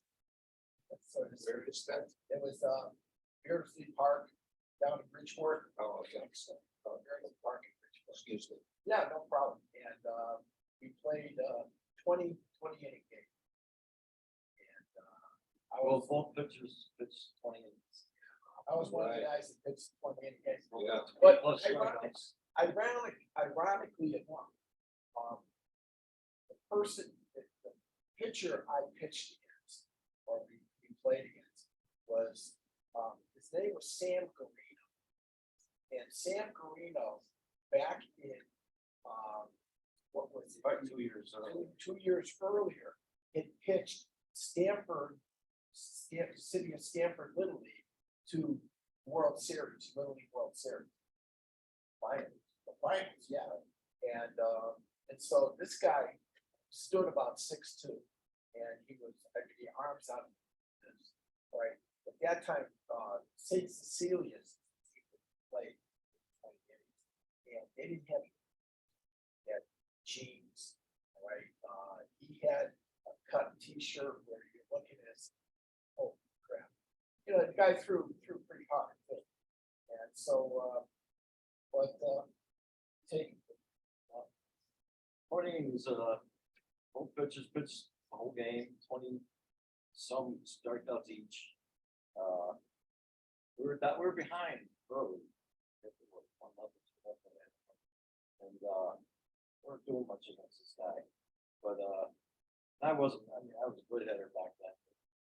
Great hitter. But I remember that game. I was the only guy on the team that didn't strike out. I was proud of that. But in the I don't know, 5th, 6th inning, we're down by 2 runs, and I was up, 2 guys on base, and I hit one good to left field. You talk about good fortune. The outfield, apparently, as he got back out there, was kind of graded up a little bit. So I hit a ball that the outfielder probably would have caught if it wasn't for that little grade, but as he was going back, tripped. He fell down, the ball went over his head. We scored the 2 runs, tied it up. There wasn't another run scored till the 20th inning. So that, and both pitchers, I was expecting. If he came out of the game, I was the next pitcher. I did not want to go in that game. I'll tell you one thing, I wasn't coming out of the game. But anyways, it went to 20 innings, 1 big game, stuff like that. Everybody was really happy. But we weren't finished. We had the championship that next Saturday to play again. We went to Rhode Island, and we're how would ever happen, but we were able to stay in Providence College. All right, in the dorms and everything. That was nice way to arrange that. Well, to let you know, Spec Shay. I don't know how many people know Spec Shay. It was not the Noggy Nugget. All right, he was very instrumental. He was behind our team. All right, because him and our coach Joe Gallagher, who was a plumber by trade, all right, were best friends. The best friends. So he followed us there. It was gave us great 3 points. He always took me aside and showed me, what to do and everything. But anyways, get back to that. So we played a team. I don't know what it is. I can't remember it. But we beat them 1-0.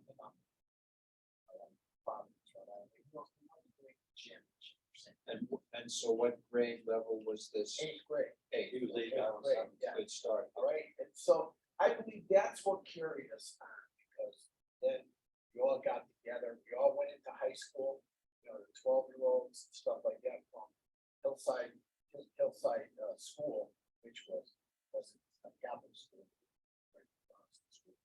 But anyways, and so that's where it started. You can interject to that.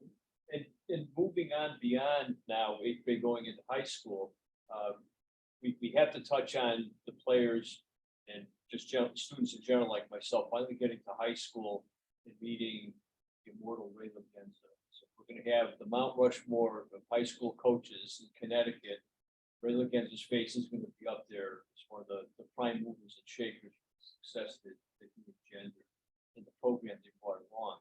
But Jim's got a great story. You've told this twice, so I'm gonna let you tell it again. That it was the assumption that kids growing up in Naugatuck were going to segue automatically to Naugatuck High School. However, the Catholic denomination also had the option of possibly going to Sacred Heart High School in Waterbury. So, Or Holy Cross. well, Well, Holy Holy Cross Cross- wasn't not yet, not quite.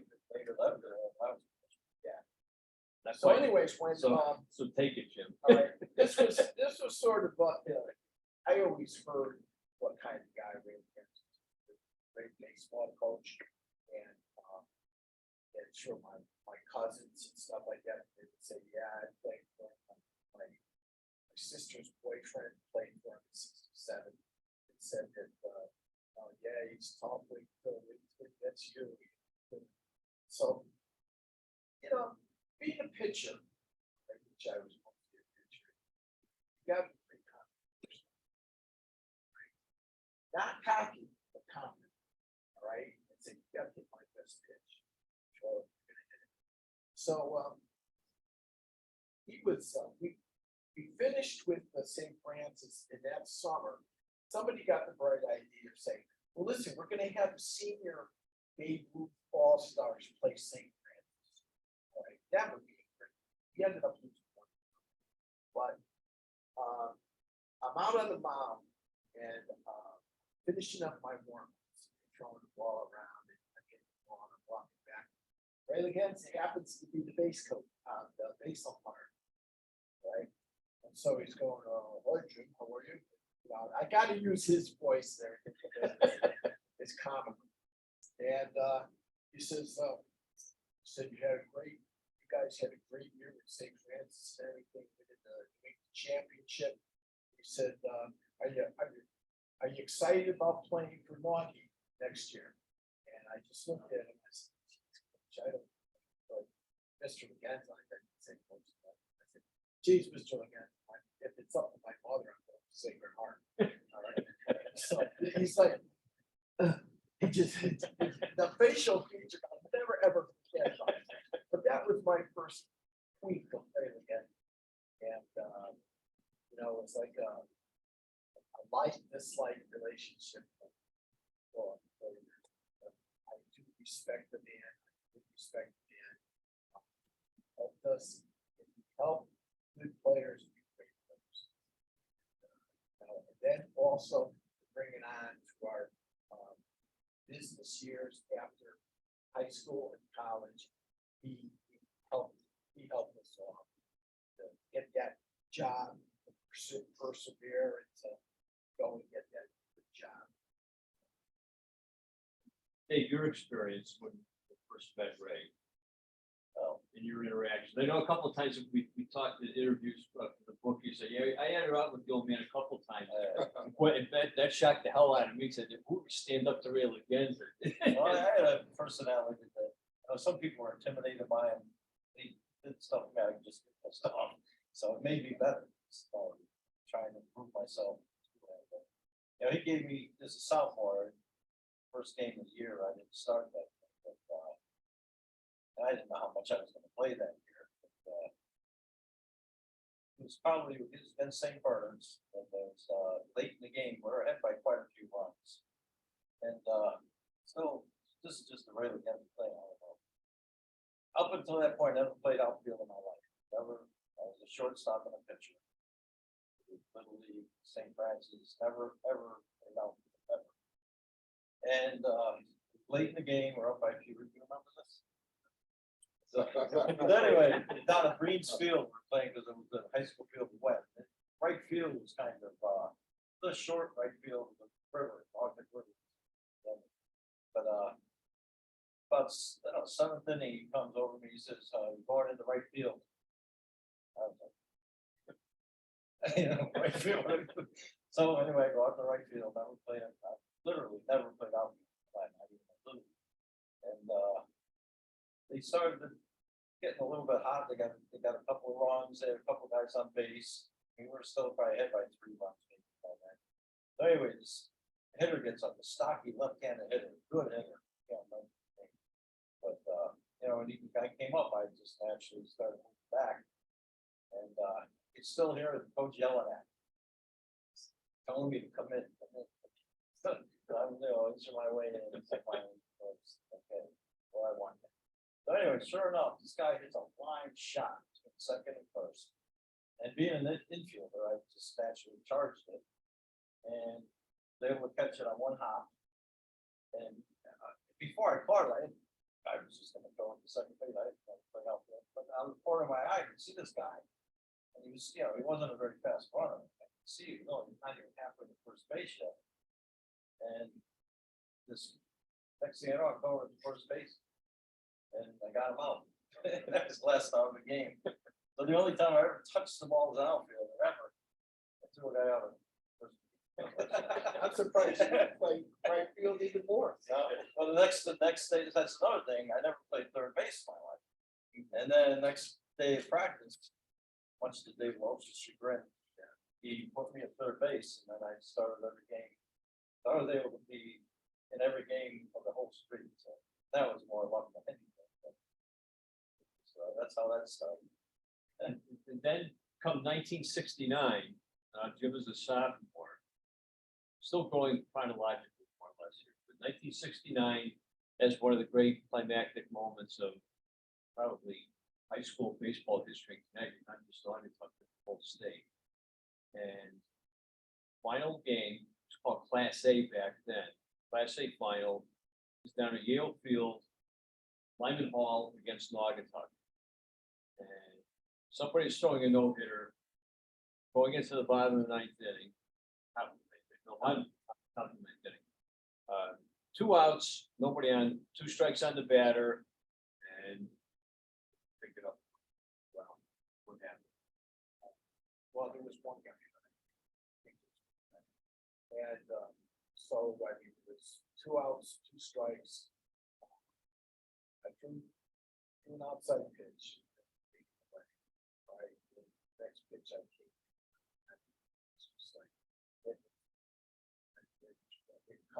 I was sitting right behind home plate. Perfect. And the umpire said, "Ball inside." The catcher, Vic Solo, caught the ball and was getting ready to celebrate. I mean, that happens, play a game, just one judgment. So, but that was the start. Then the guy hits the ball to shortstop.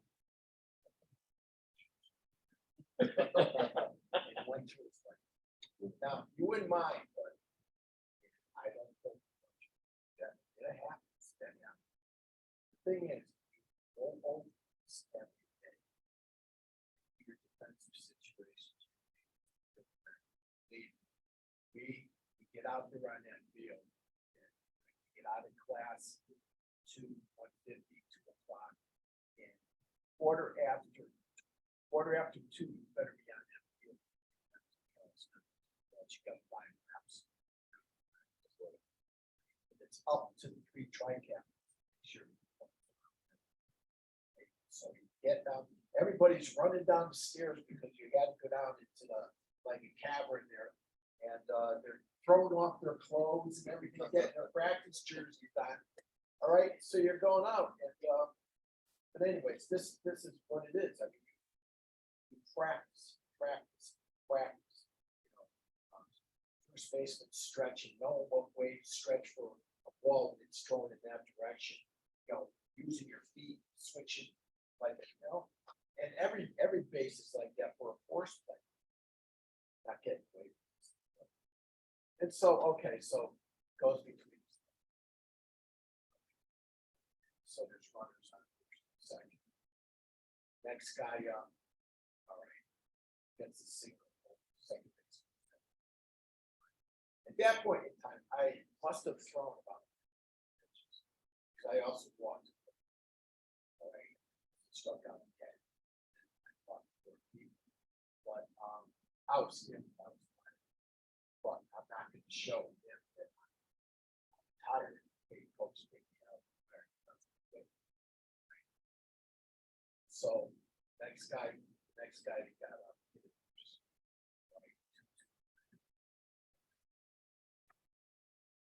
So we played the rest for 15 innings, but back then in Yale Field, all right, there were no lights.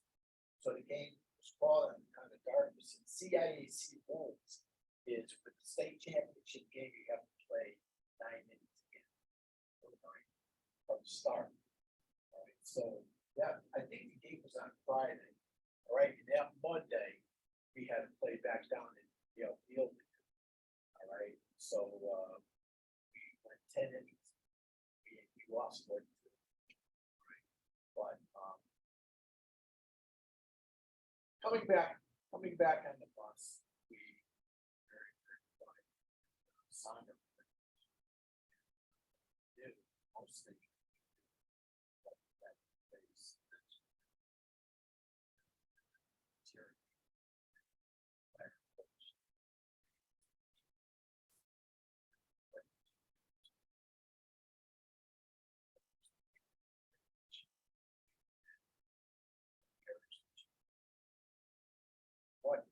What happened was, so what we would do is continue with this, or so what we would quickly went over and Mark. Oh, I got Mark. Excuse me, sorry.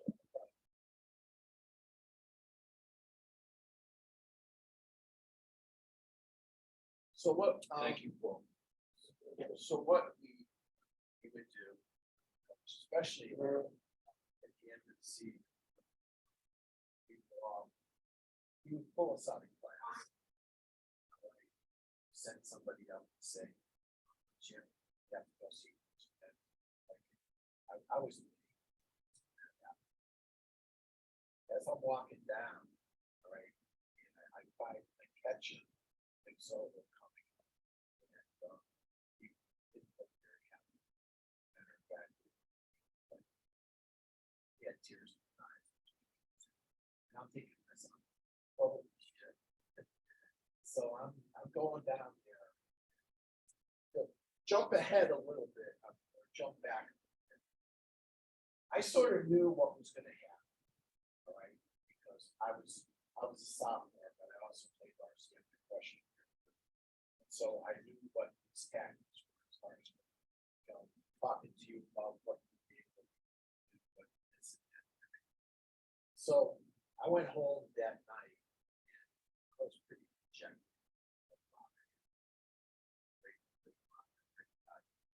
Took me and shoulder.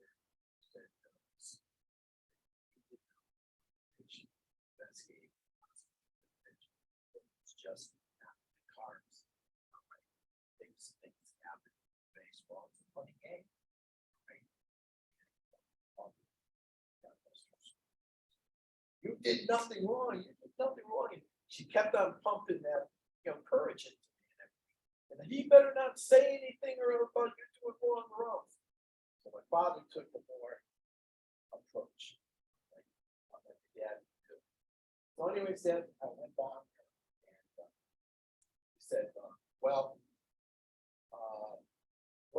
how do you think you pitched the game?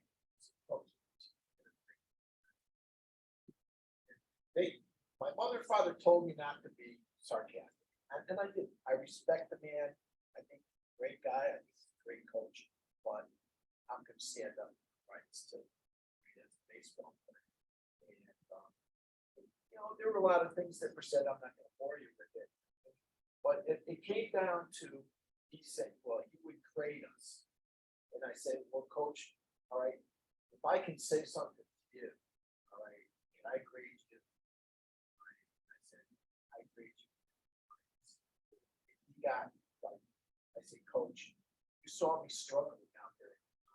We had 2 fresh honors. John Canero played for the California Angels, right? 6'4", all right, he was ready, all right.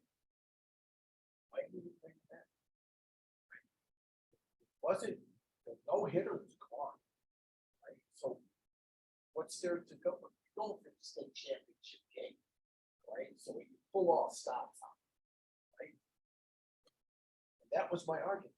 So you had John, you had Bill King, you're waiting to go, all right? All you had to do was call out to the timeout. mound and talk to you? Sorry to interrupt. No. I had to think myself, but no, I didn't. And it was just like that inning was just like it happened so fast. It happened so fast. No, me being a sophomore and everything, I'm saying, what am I gonna do? But I told him he didn't care for it. And I said, but when I left the office, I said, coach, this stays between us. Right? And I don't want, I'm not gonna go and say, yeah, geez, I told you. No, I don't, I didn't believe in that. And I had respect. Right? I said, this is it. But you know how I feel. Right? Should have, don't be out, should have got the lead pitcher in there. The pitch the last game, last time. In which many people came up to me and said, should. But that's the confrontation that I had. I'm not proud of it, all right, but here again, like I said, I had to stand up. I thought I was right. I thought I pitched a great game. It was just an error, right? It's just a missed call. Gave up 2 hits. And I owned it. Right? Or I did it. Try not to sleep. It's one of those things as you're a pitcher, you know that what could have happened if I did this? What could have happened? Should I have thrown the curveball? Should I throw the slider? Should I just knock it down on the box just to get it out and throw a curveball and then the outside of the plate? No, so that's how. But I think he came to the conclusion that thought maybe I was right. I'm sure that he got black, especially section.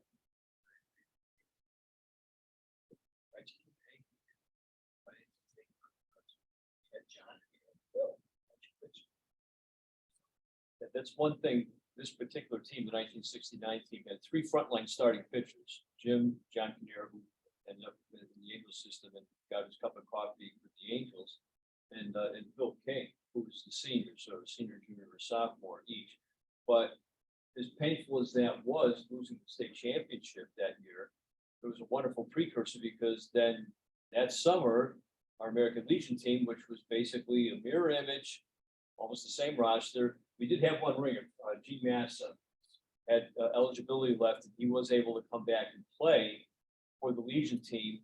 That team went all the way to Hastings, Nebraska, won the state championship, won the New England championship, made it to the National World Series in Nebraska. Double elimination tournament, 1-2, I think, won 1 game and lost 2 games and finished, I guess, technically 6th in the country that year.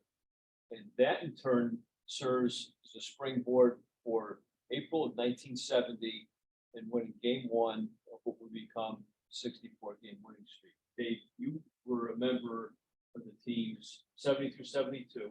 You, Steve Thomas, and Rich Ciroli, who's more of a reserve player, but Dave and Steve Thomas, who lives in East Haven, was not able to make it here today. He did get an invite, he had a medical issue, unfortunately, he's not able to join us, but he was a pitcher outfielder.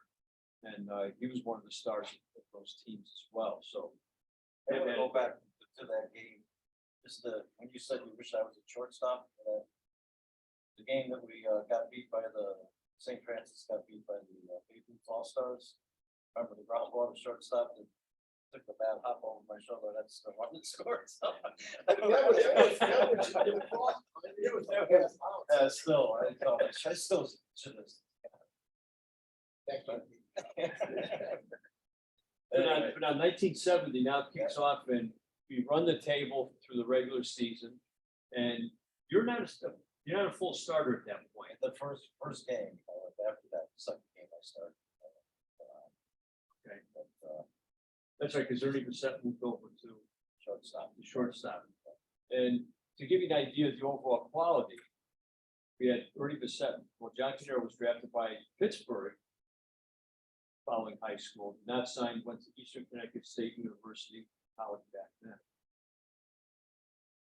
Got drafted by Milwaukee in the January draft, and then I think it was in the supplemental draft that was taken by the Angels, and then made its way through the Angels farm system and finally pitched in the majors. Ernie Bissett was drafted by the Expos, I believe, after his senior year in 1971. And then remember the class of 73, not part of the street team, but not as early as these guys, Rich Montoni, who pitched a little bit, played outfield. I think he got a scholarship to Miami. He played first base and batted cleanup for Miami. So that's the quality of baseball players that was coming out of Naugatuck at that time. But now, 1970, we have, again, one of those great climactic moments that went in our favor. Same spot, Yale Field, ironically enough, championship game against Stanford Catholic. And now it's the top of the ninth inning, and we're trailing 3-2, I think it was. Art DeFilippis, 3-1. Art DeFilippis was the ace pitcher for Stanford Catholic, and he was basically one strike away. And ironically, Sam Marino was catcher. Guy that I pitched against St. Cecilia's for that 20-inning game, he was Stanford Catholic. All right, I'll just tell you one thing. So I get up in bed, I was back to tip, right? So I got up in bed, put on shin guard.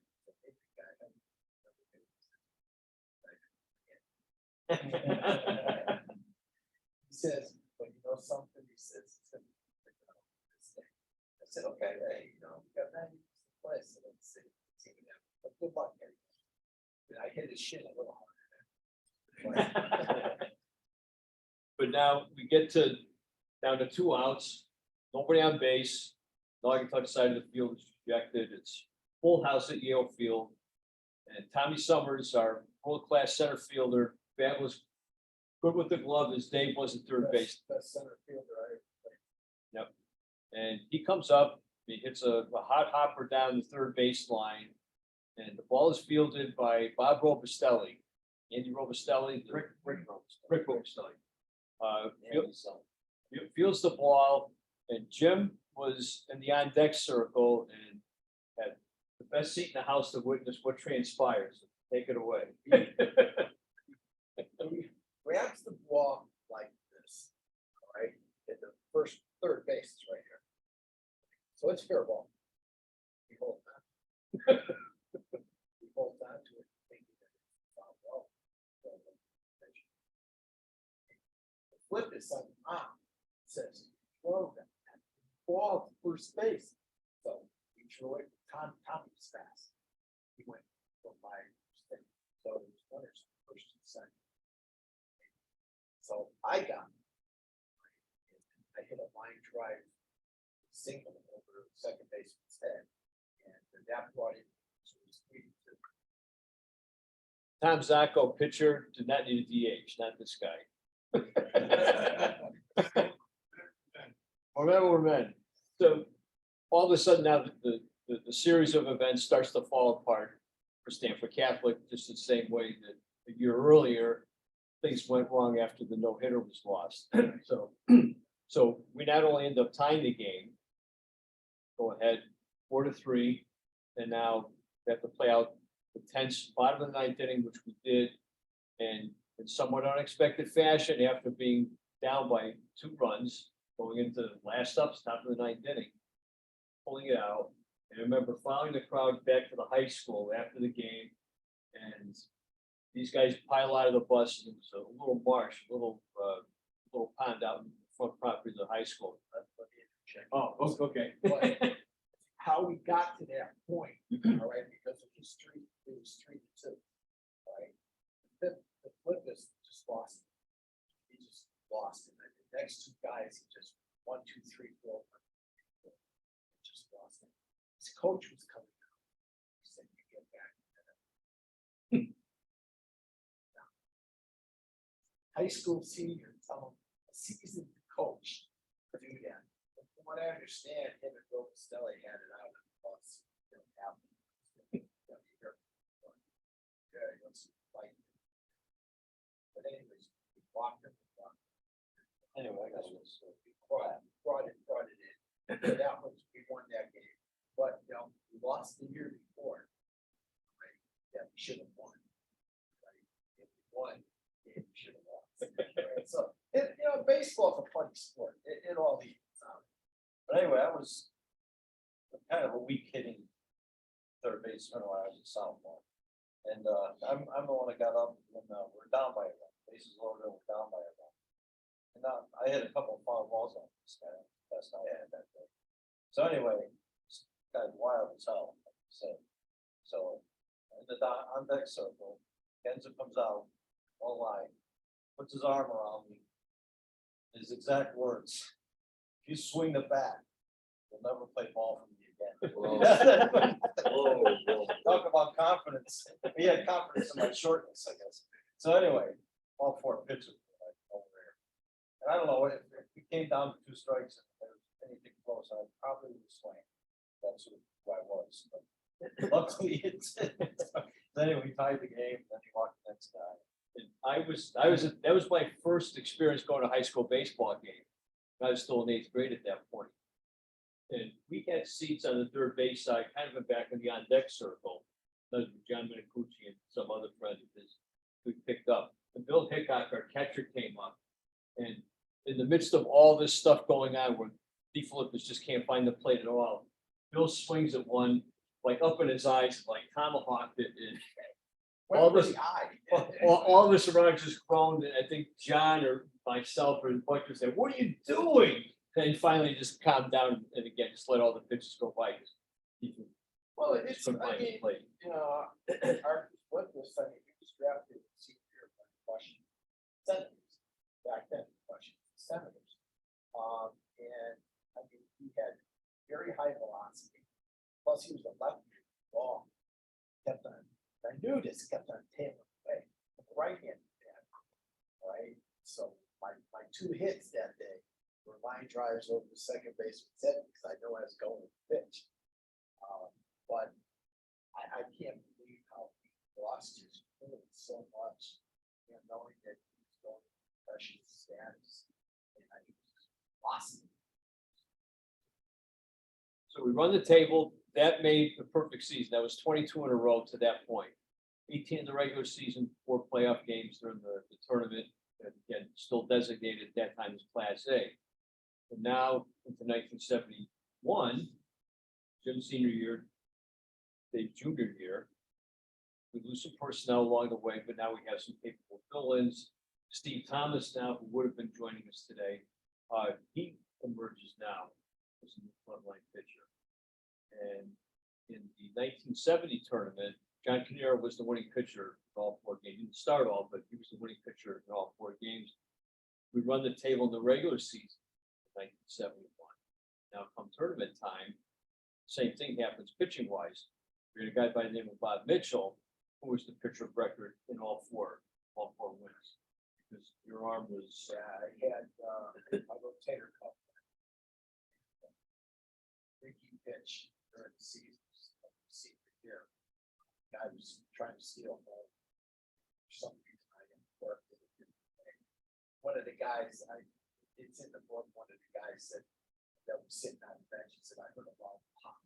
You know, but I pitched 2 innings after, but then after that, so. So anyway, so, you know, that was it pretty much pitching. Then played outfield. And you can still hit. No effect on the hitting. Still hit. I'll tell you, when Jimmy was good, he had more hop on his fastball. Ball was hot. He could just throw fastball, that's all he had to throw. He's in front of some sliders, but that's all you had to throw is fastballs. That's it. Coach, after the season,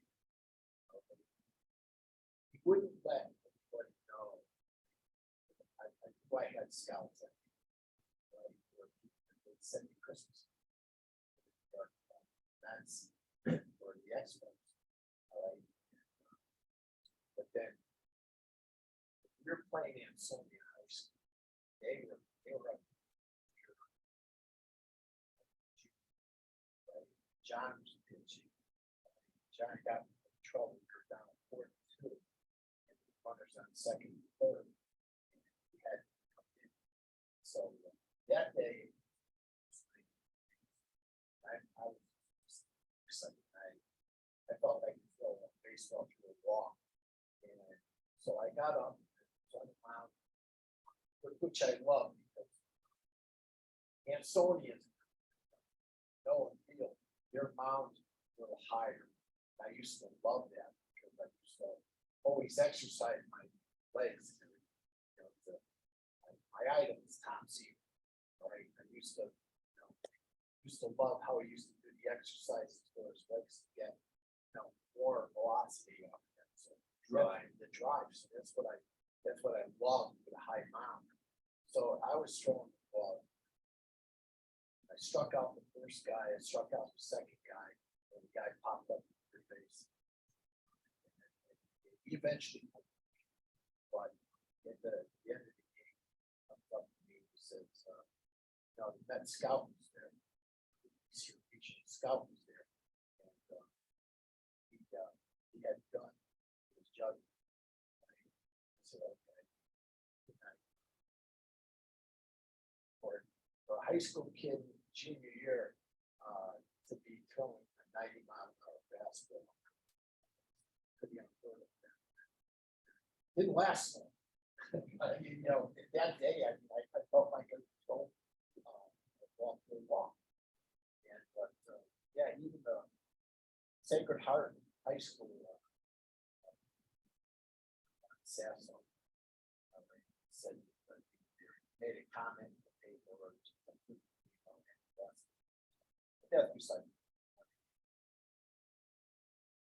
In 1971, then again, running the table, 18 more wins, then 4 more postseasons to take the second consecutive state championship. I think by that time they started to call it Class L. They changed the designations. Now, one thing I noticed in the research, I think they eventually changed this. And I was stunned to realize this, was that back in the day, the ranking of the team among the bracket, if you will, there's no bearing on who was classed as the home team. It was a coin flip to figure who's going to be the home team, even in the playoff games, which I found amazing. And I don't know if you had any comments on that, but I just found it a strange circumstance. Naugatuck's an undefeated team, and I think even the first round of the playoffs, where you're playing somebody seated much lower than you, it was still by a coin flip. I was a game against Plainville, maybe a different year, but nonetheless, it was surprising the research to discover that it was by coin flip, and also which side of the field, which dugout you wanted to use too. But we made it through 70, made it through 1971. Now Jim has graduated, and now we've got again new solid replacements coming in for 1972 to fill the gaps. Dave, you're still at third base. Steve Thomas is still playing left field and pitching. We have new catcher Greg Mencio, who was all-state center for the football team. Still lots of capable athletes here, no question about it. Tommy Keating was the new shortstop, a great three-sport athlete, yet another great three-sport athlete.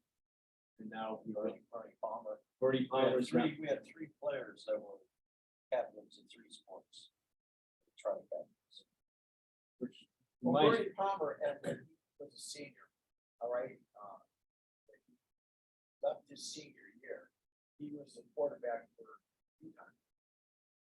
Back then. How many, I don't know, how many years. 3 years? At least three.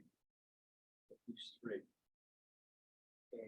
And Yeah, that was a big count that worked. That was Tyler Perry. Tyler Perry. Tyler Perry. yeah, it's outside of Atlanta. Yeah, that's one thing, just to digress a little bit. Some of the brain power that came out. Greg Mensil, who took over the catching duties in 1972. He went to Duke Medical School, and he, I believe, is still the head of pediatrics at Vanderbilt University. And Gary Patesi, got to mention earlier, leaving Naugatuck, he went to Harvard. And I had to look this up because somebody mentioned it, and I had to look it up to check it myself. You see the football players wearing these black knee braces, such. He owns several patents for those. So again, there's some brain power going on with what's coming out of Naugatuck. But now, 1972, people started asking the question now that our winning streak is eclipsed 44 games from 2 prior years, 50 games, 55 games. What's the real winning streak? What's the actual record? And questions are starting to be asked. References are made for the Hall of Fame to please check on this. As I covered in the book, it's a little bit of a misnomer because there's so many high schools across the country. The Hall of Fame is not infancy, obviously, but technologically just didn't have either the computing power, which is all manual, didn't have the personnel to be able to track things like this. Finally determined that Waxahachie, Texas, who had back in the day, in the 1920s, Paul Richards was one of the players, won 65 games in a row. So that became the known marker that Naugatuck had to aim for. And we run all the way through, we get through the first 2 rounds of the playoffs, we're up to 64 games now. And I remember talking to Steve Thomas and him saying that it was really like a media circus that now Naugatuck is right in the brink of tying a known national record. And there were interviews with the local television stations. It was really a circus type of atmosphere. And Naugatuck always drew well anyhow, because our high school teams were great. The American Legion teams were great. You were hard pressed to find an empty seat when you went to American Legion games, tournament games, because everybody just flocked to the game because 3,000 people. yes, oh yeah, without a doubt. During the street years, all right, there was nothing to have like 400 or 500 in a game. That's a regular game, all right? I mean, yeah, okay, we're going for the record, but still, you don't know what it meant to play.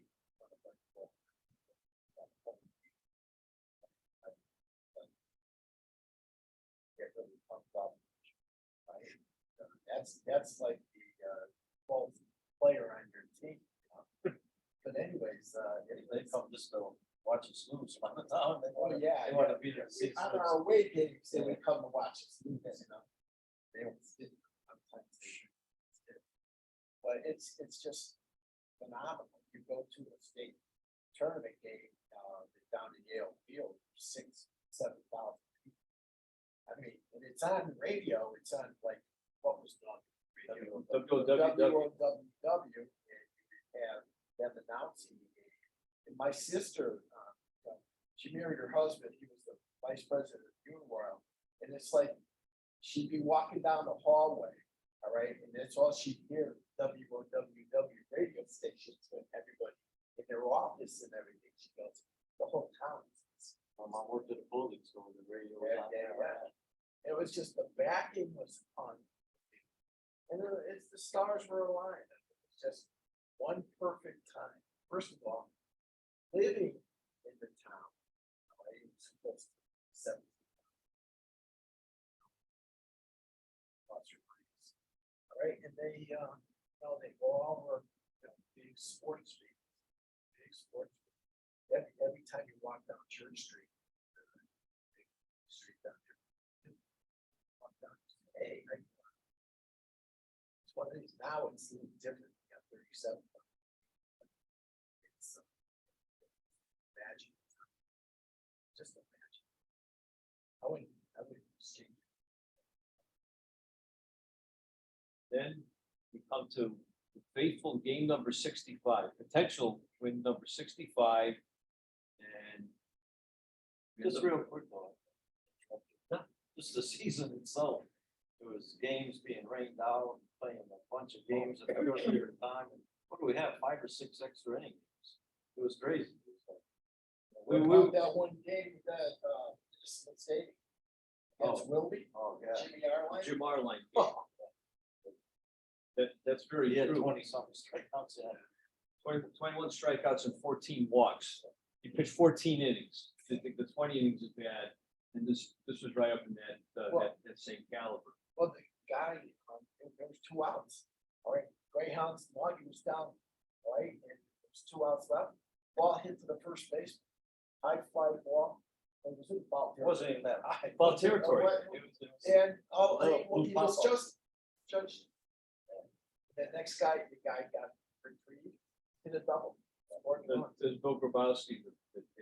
If you're having a soft toss with the little kid, and you're just sort of like a little pop up to practice, that's what this hit ball was. This batted ball over right in front of the first base dugout, and the stands are packed, of course, because this is a Saturday night, the middle of the winning streak, Saturday night game. And watching the ball come down, and as I watched this thing, I'm thinking, oh crap, that's the end of the streak. But you know what? It was the middle of May.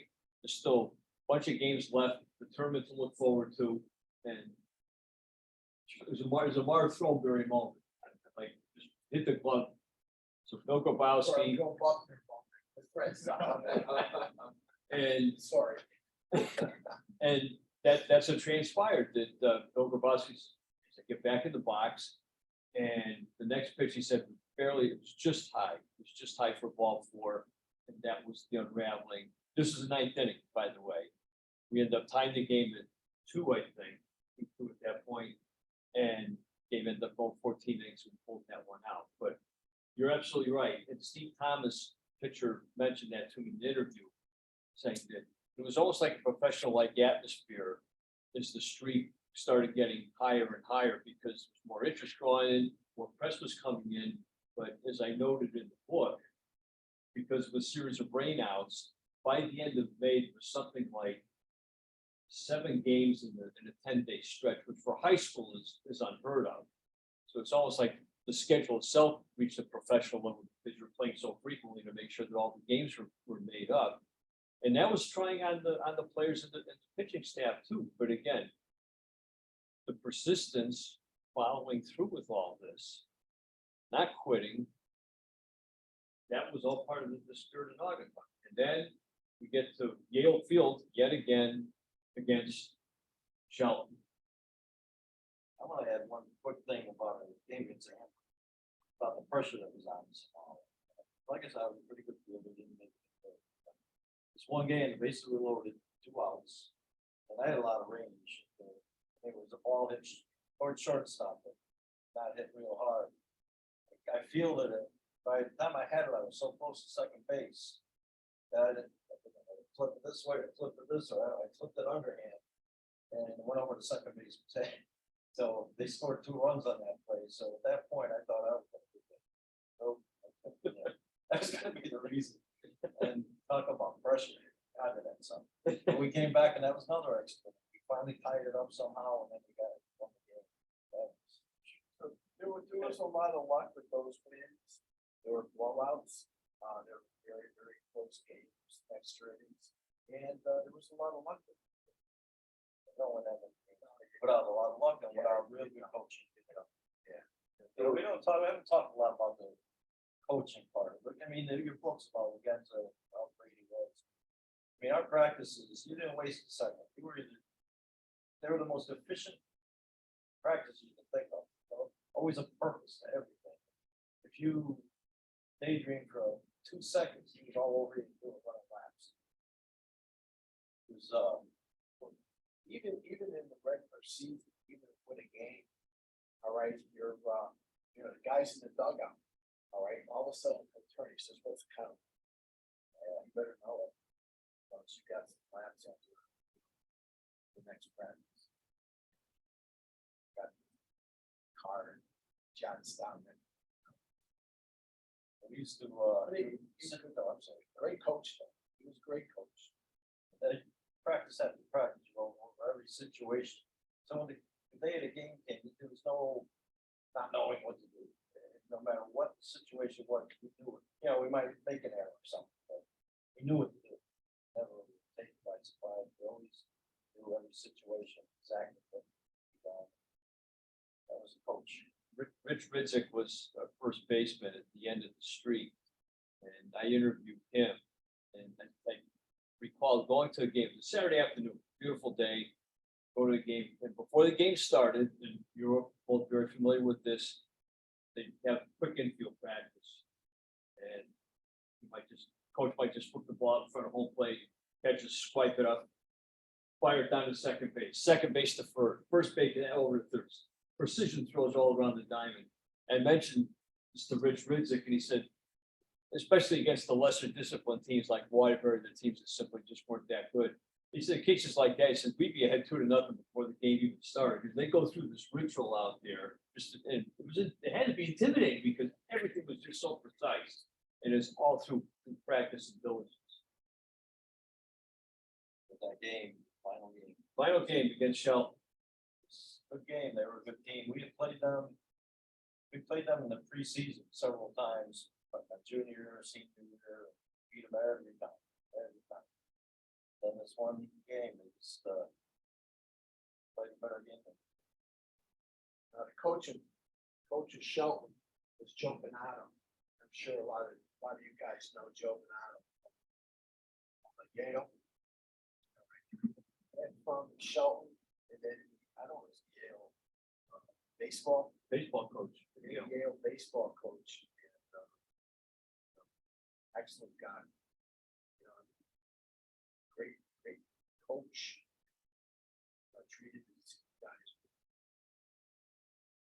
Dan Heffernan we were just talking about Dan Heffernan, the coach of Seymour, passed away a couple of weeks ago. He's 94 years old.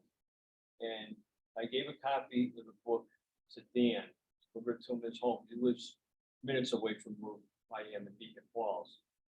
And Dan invited me in and told me a great story that when Joe Bonanto left Shelton to go to Yale, Dan went there for a year to act as a pitching coach with Yale, I think for just 1 year. And there's a young shortstop for Yale by the name of Ron Darling. And Dan told me, he says, he helped to convert him from shortstop to a pitcher. He said, Darling wanted to learn how to pitch. He says, when he's playing shortstop naturally, he just had an uncanny, natural way of throwing the ball to first base, just had all kinds of zip on it. And when he tried pitching, he was like half of what he should have been. He couldn't understand why. Dan Heffernan said he noticed something in his motion that when you feel the ball, whatever the mechanics were, he says, do the same thing on the mound that you're throwing as if you're playing shortstop. And that was the thing that put him over the edge to become the pitcher that he was. So again, there's a tie-in with the Naugatuck Valley and the great sports ambience that we were so fortunate to grow up in. And me as a non-player, I think what helped me so much in writing the book was that I had the whole sense of detachment that when I undertook the project, I knew these guys just barely by name, just tangentially. But yet I went to all the big games. I knew what that atmosphere was like. And then that degree of detachment helped me a lot because I could look at things a little bit more objectively, putting the narrative together. But I was happy to put the story together, but it's their deeds, their sacrifice that is what really made the story. And when the game went by the boards, it was too bad because that was your last game for Naugatuck High School, and Steve Thomas and Bob Dibble. I think that was his last year, the seniors, class of 72 that moved on. But then Bill Grabowski, he became the front line, one of the frontline starting pitchers. He was class of 1973. And as if this weight had been lifted off everybody's shoulder. And I talked to Bill about this in the interview he gave me. He said, what was so nice about 1973? He said, we went out there, he said, this was our time. This was our year just to go play ball and have fun. Won 17 games in a row there, won the first game of the playoffs, then lost the second game. So if we had beaten Shelton and then won the championship game, there would have been 66 in a row. And then another at least 18 beyond that. Not to mention previous to that, where they lost the game. Right. Well, we were. So we played the semifinal. We were 19. Right, going into my ball games because we had lost to a good Pulaski team up in Brick mid-season, and we had beat them, and it was a fluky thing too. Right? They're all flukes. But then, but if we had won the minor, if we won the minor ball game. Somebody put the math together that if You're talking about close to 97. the math that I saw, Yeah. if you know, if things had fallen into place better, that the record something would have been like 103-2. If it could have been bookended between the losses. And I probably should have been more diligent trying to put the math together, but again, the streak and then what happened in 1973 kind of picking up with a brand new one. I don't see how it can be beaten in this day and age because you look at high school sports programs now, you a lot more involved with lacrosse. So there's track and field has become more popular. In soccer, there's all kinds of diversions that are taking away from baseball, especially in the spring. So I think our Naugatuck record is 64, 8th overall right now in the entire country.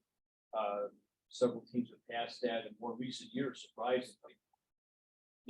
Still number one in Connecticut, that 8th overall. They played more games now. don't they? They'll be playing double headers on Saturday. And it's a good, you brought up a great point, because when I was a sophomore and we went to Hastings, Nebraska to play in the American Legion World Series. That's where your eyes, these are your kids in Florida, but what you do, we played Waterbury, we played people in the state of Connecticut. All right, you got a little bit taste of it when we went up to New Hampshire and played for all week. Right? But the thing is, you go down there, right? And the guest speaker, by the way, Bobby Richards. Nice. Right? Well, Bobby Richards, okay, gave a great speech, but all of a sudden you go, you know how you got your team there, you go with your size football, meet other teams that are there and say, hey, but that was a great caliber of baseball. There's a lot of pros that came from American Legion teams and stuff like that. Like Craig Biggio, those guys. Mike Flanagan. Mike Flanagan played for the Baltimore Orioles. Yeah, right. Mike Flanagan, by 1970, right, you're pitching in Middletown. I was pitching against what was it, Manchester, okay, New Hampshire. And Mike Flanagan was up against that ball still flying, that ball still out in left right field, gone, right? And He also he didn't played, pitch against them. he played center field. He pitched against them 3 times. I remember he pitched. Oh, he did, well, okay. Maybe we played 2 games. But, Played center field. I was very impressed with him. And we went, the next night, they were playing for the championship. And he was pitching. And I went, so. So Flanagan won his Cy Young in Yeah. 79. Yeah. He was, good pitcher. Kept the ball, Sorry. kept the ball No, that low. was the top of your He head. had that hopping curve and, kept it away from the big guys up here. That's what I like best. I still remember, I struck out 3 times and the ball was like this far outside. Next thing you know, it's over the corner. I didn't swing. So he's saying his ball had a lot of movement. I wanted to ask, if I may, from the research perspective, we should probably start to watch the time. Okay, yeah. This has been really good. From the research perspective, I'm wondering if you could comment on that. You haven't previous of our SABR meetings, but the reason I asked that question is that when I was a senior in high school in New York a few years before you, our baseball team was undefeated going into the championship game at Yankee Stadium against Madison, Brooklyn.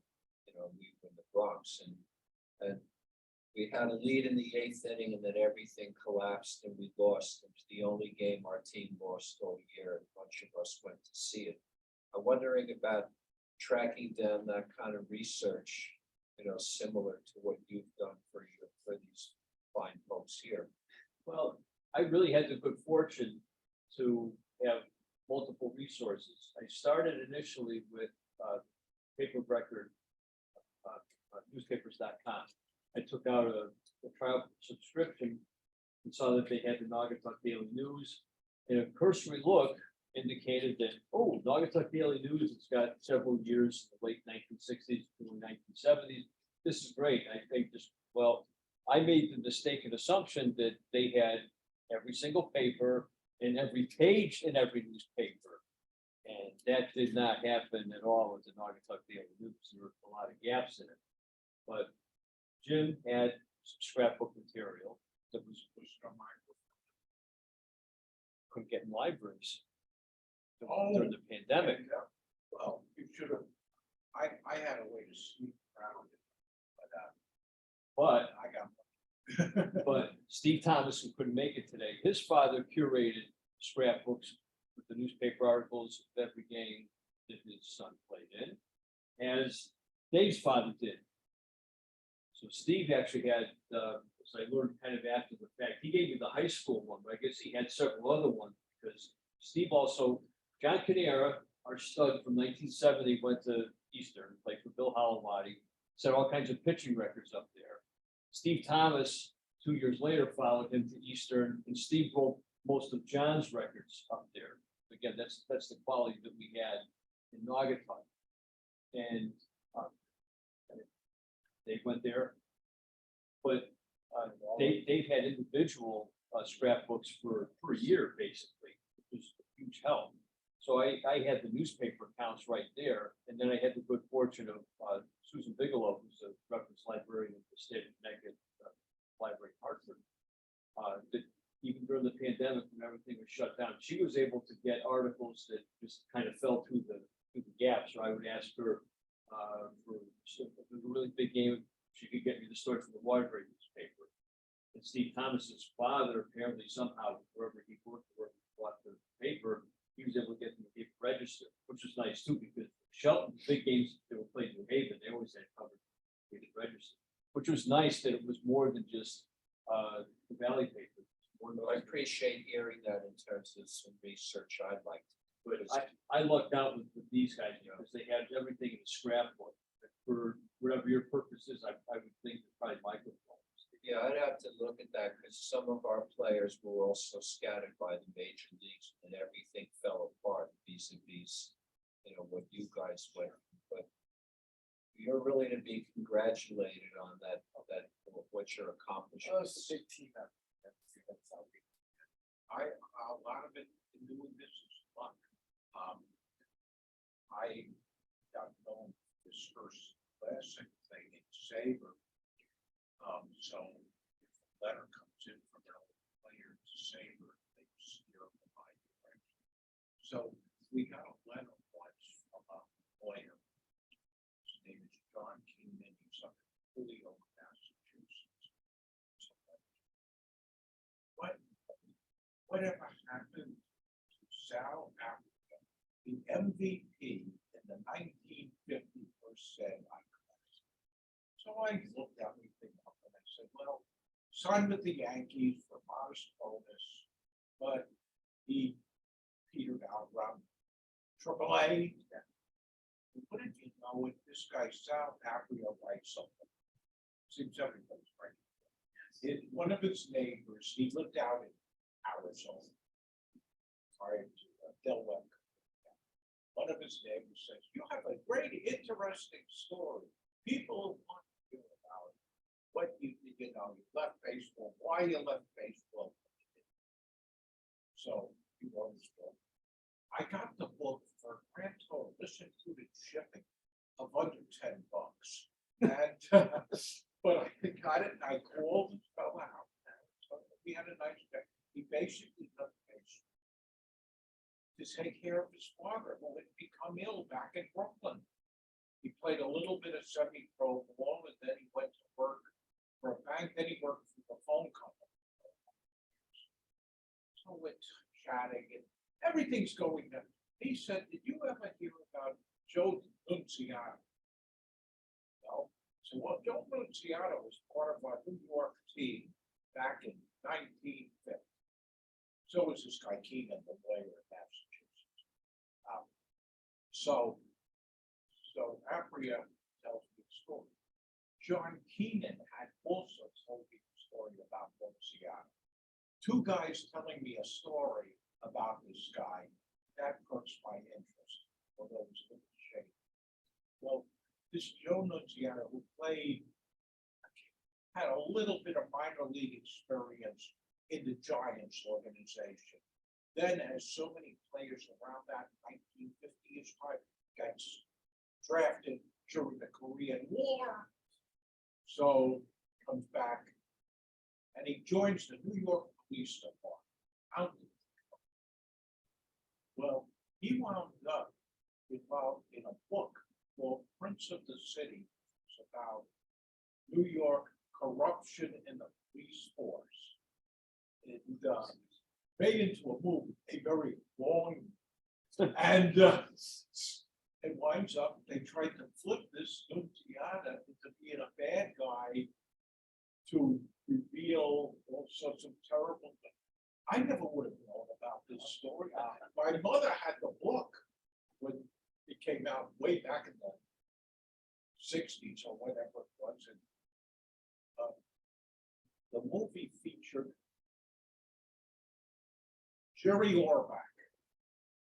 Do you remember? Law and Order. Well, he in that movie played basically the same type of cop role as he wound up playing on Law and Order. He basically said, "Is that what you guys want?" They said, "This is yes, that's what we want." As far as Nunziata, the names were all changed in the movie.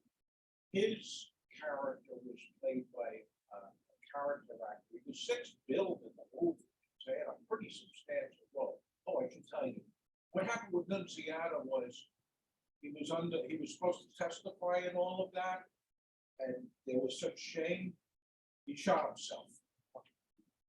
Yeah, sounds like a Bill Lamb story. He killed himself. We have a writer in SABR. You know that the player's going to die somewhere in the story. What's the famous quote from Jerry Orbach? Harry? Yeah. No one puts baby in the grave. Oh, yeah. Remember that one?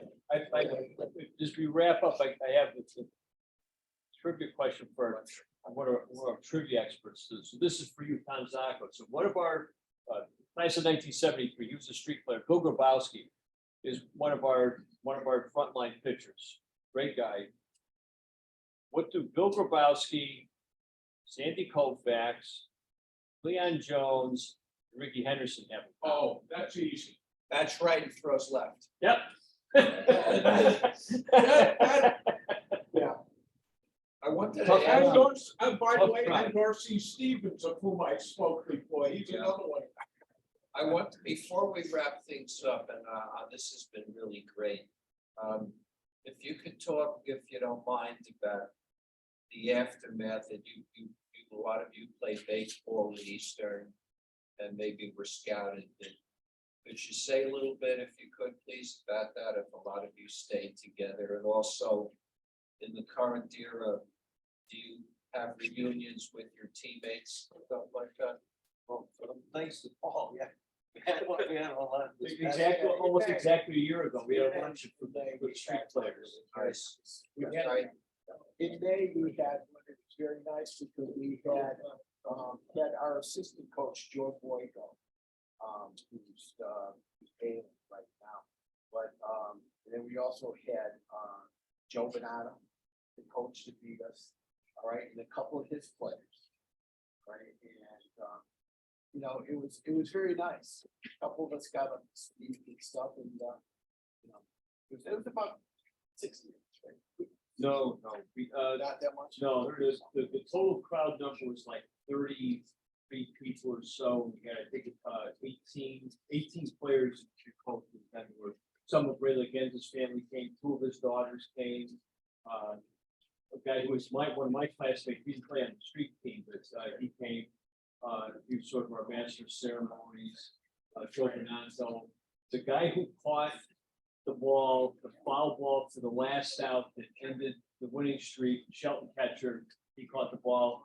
I made contact with him because when the book came out, I get this email seemingly out of nowhere. Because his email tag was up front, it was like Rich Norco at Gmail or whatever it was.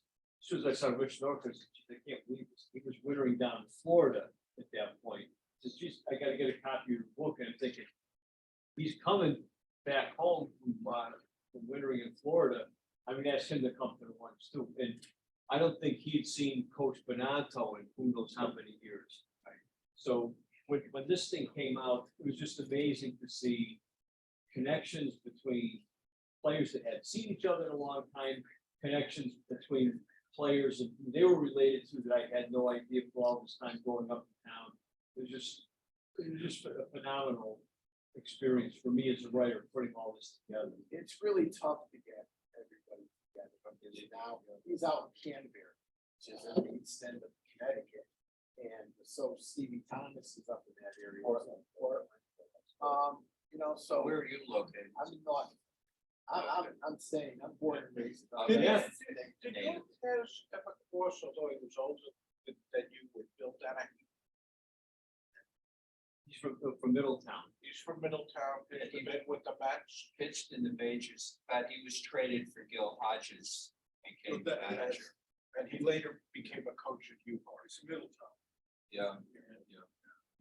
He's sorry to be about bad shape. Yeah, he's sorry. Bad shape. Sorry to hear it. Listen, thank you so much. You're welcome. Yeah. Thank you for inviting me. Thank you. Enjoyed it. Enjoyed it. Delivered perfectly. So I wanted to just throw stuff out for conversation and then let you guys tell your story. You're the ones that did. It must have been tough that the streak broke. Oh, I was the whole thing was over. I'm sorry. It was disappointing.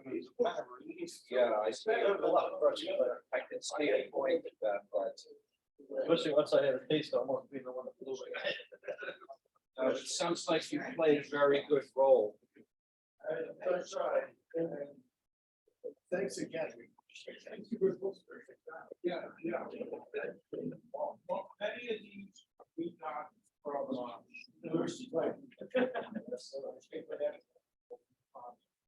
Is this somebody water? That's my, That's Dave. that's why I'm so smart. No, it's all right. Thank you so much for being Thank here. you. This is very enjoyable. Thank you. Listen to the other stuff. Yeah, we do stuff like this, like twice a year, chapter breakfast and random conventions in Chicago. Why are you going? I am not going to Chicago. I have nothing to present and my interests have wandered here, there and everywhere, so. I'm batting 1,000 with the national convention.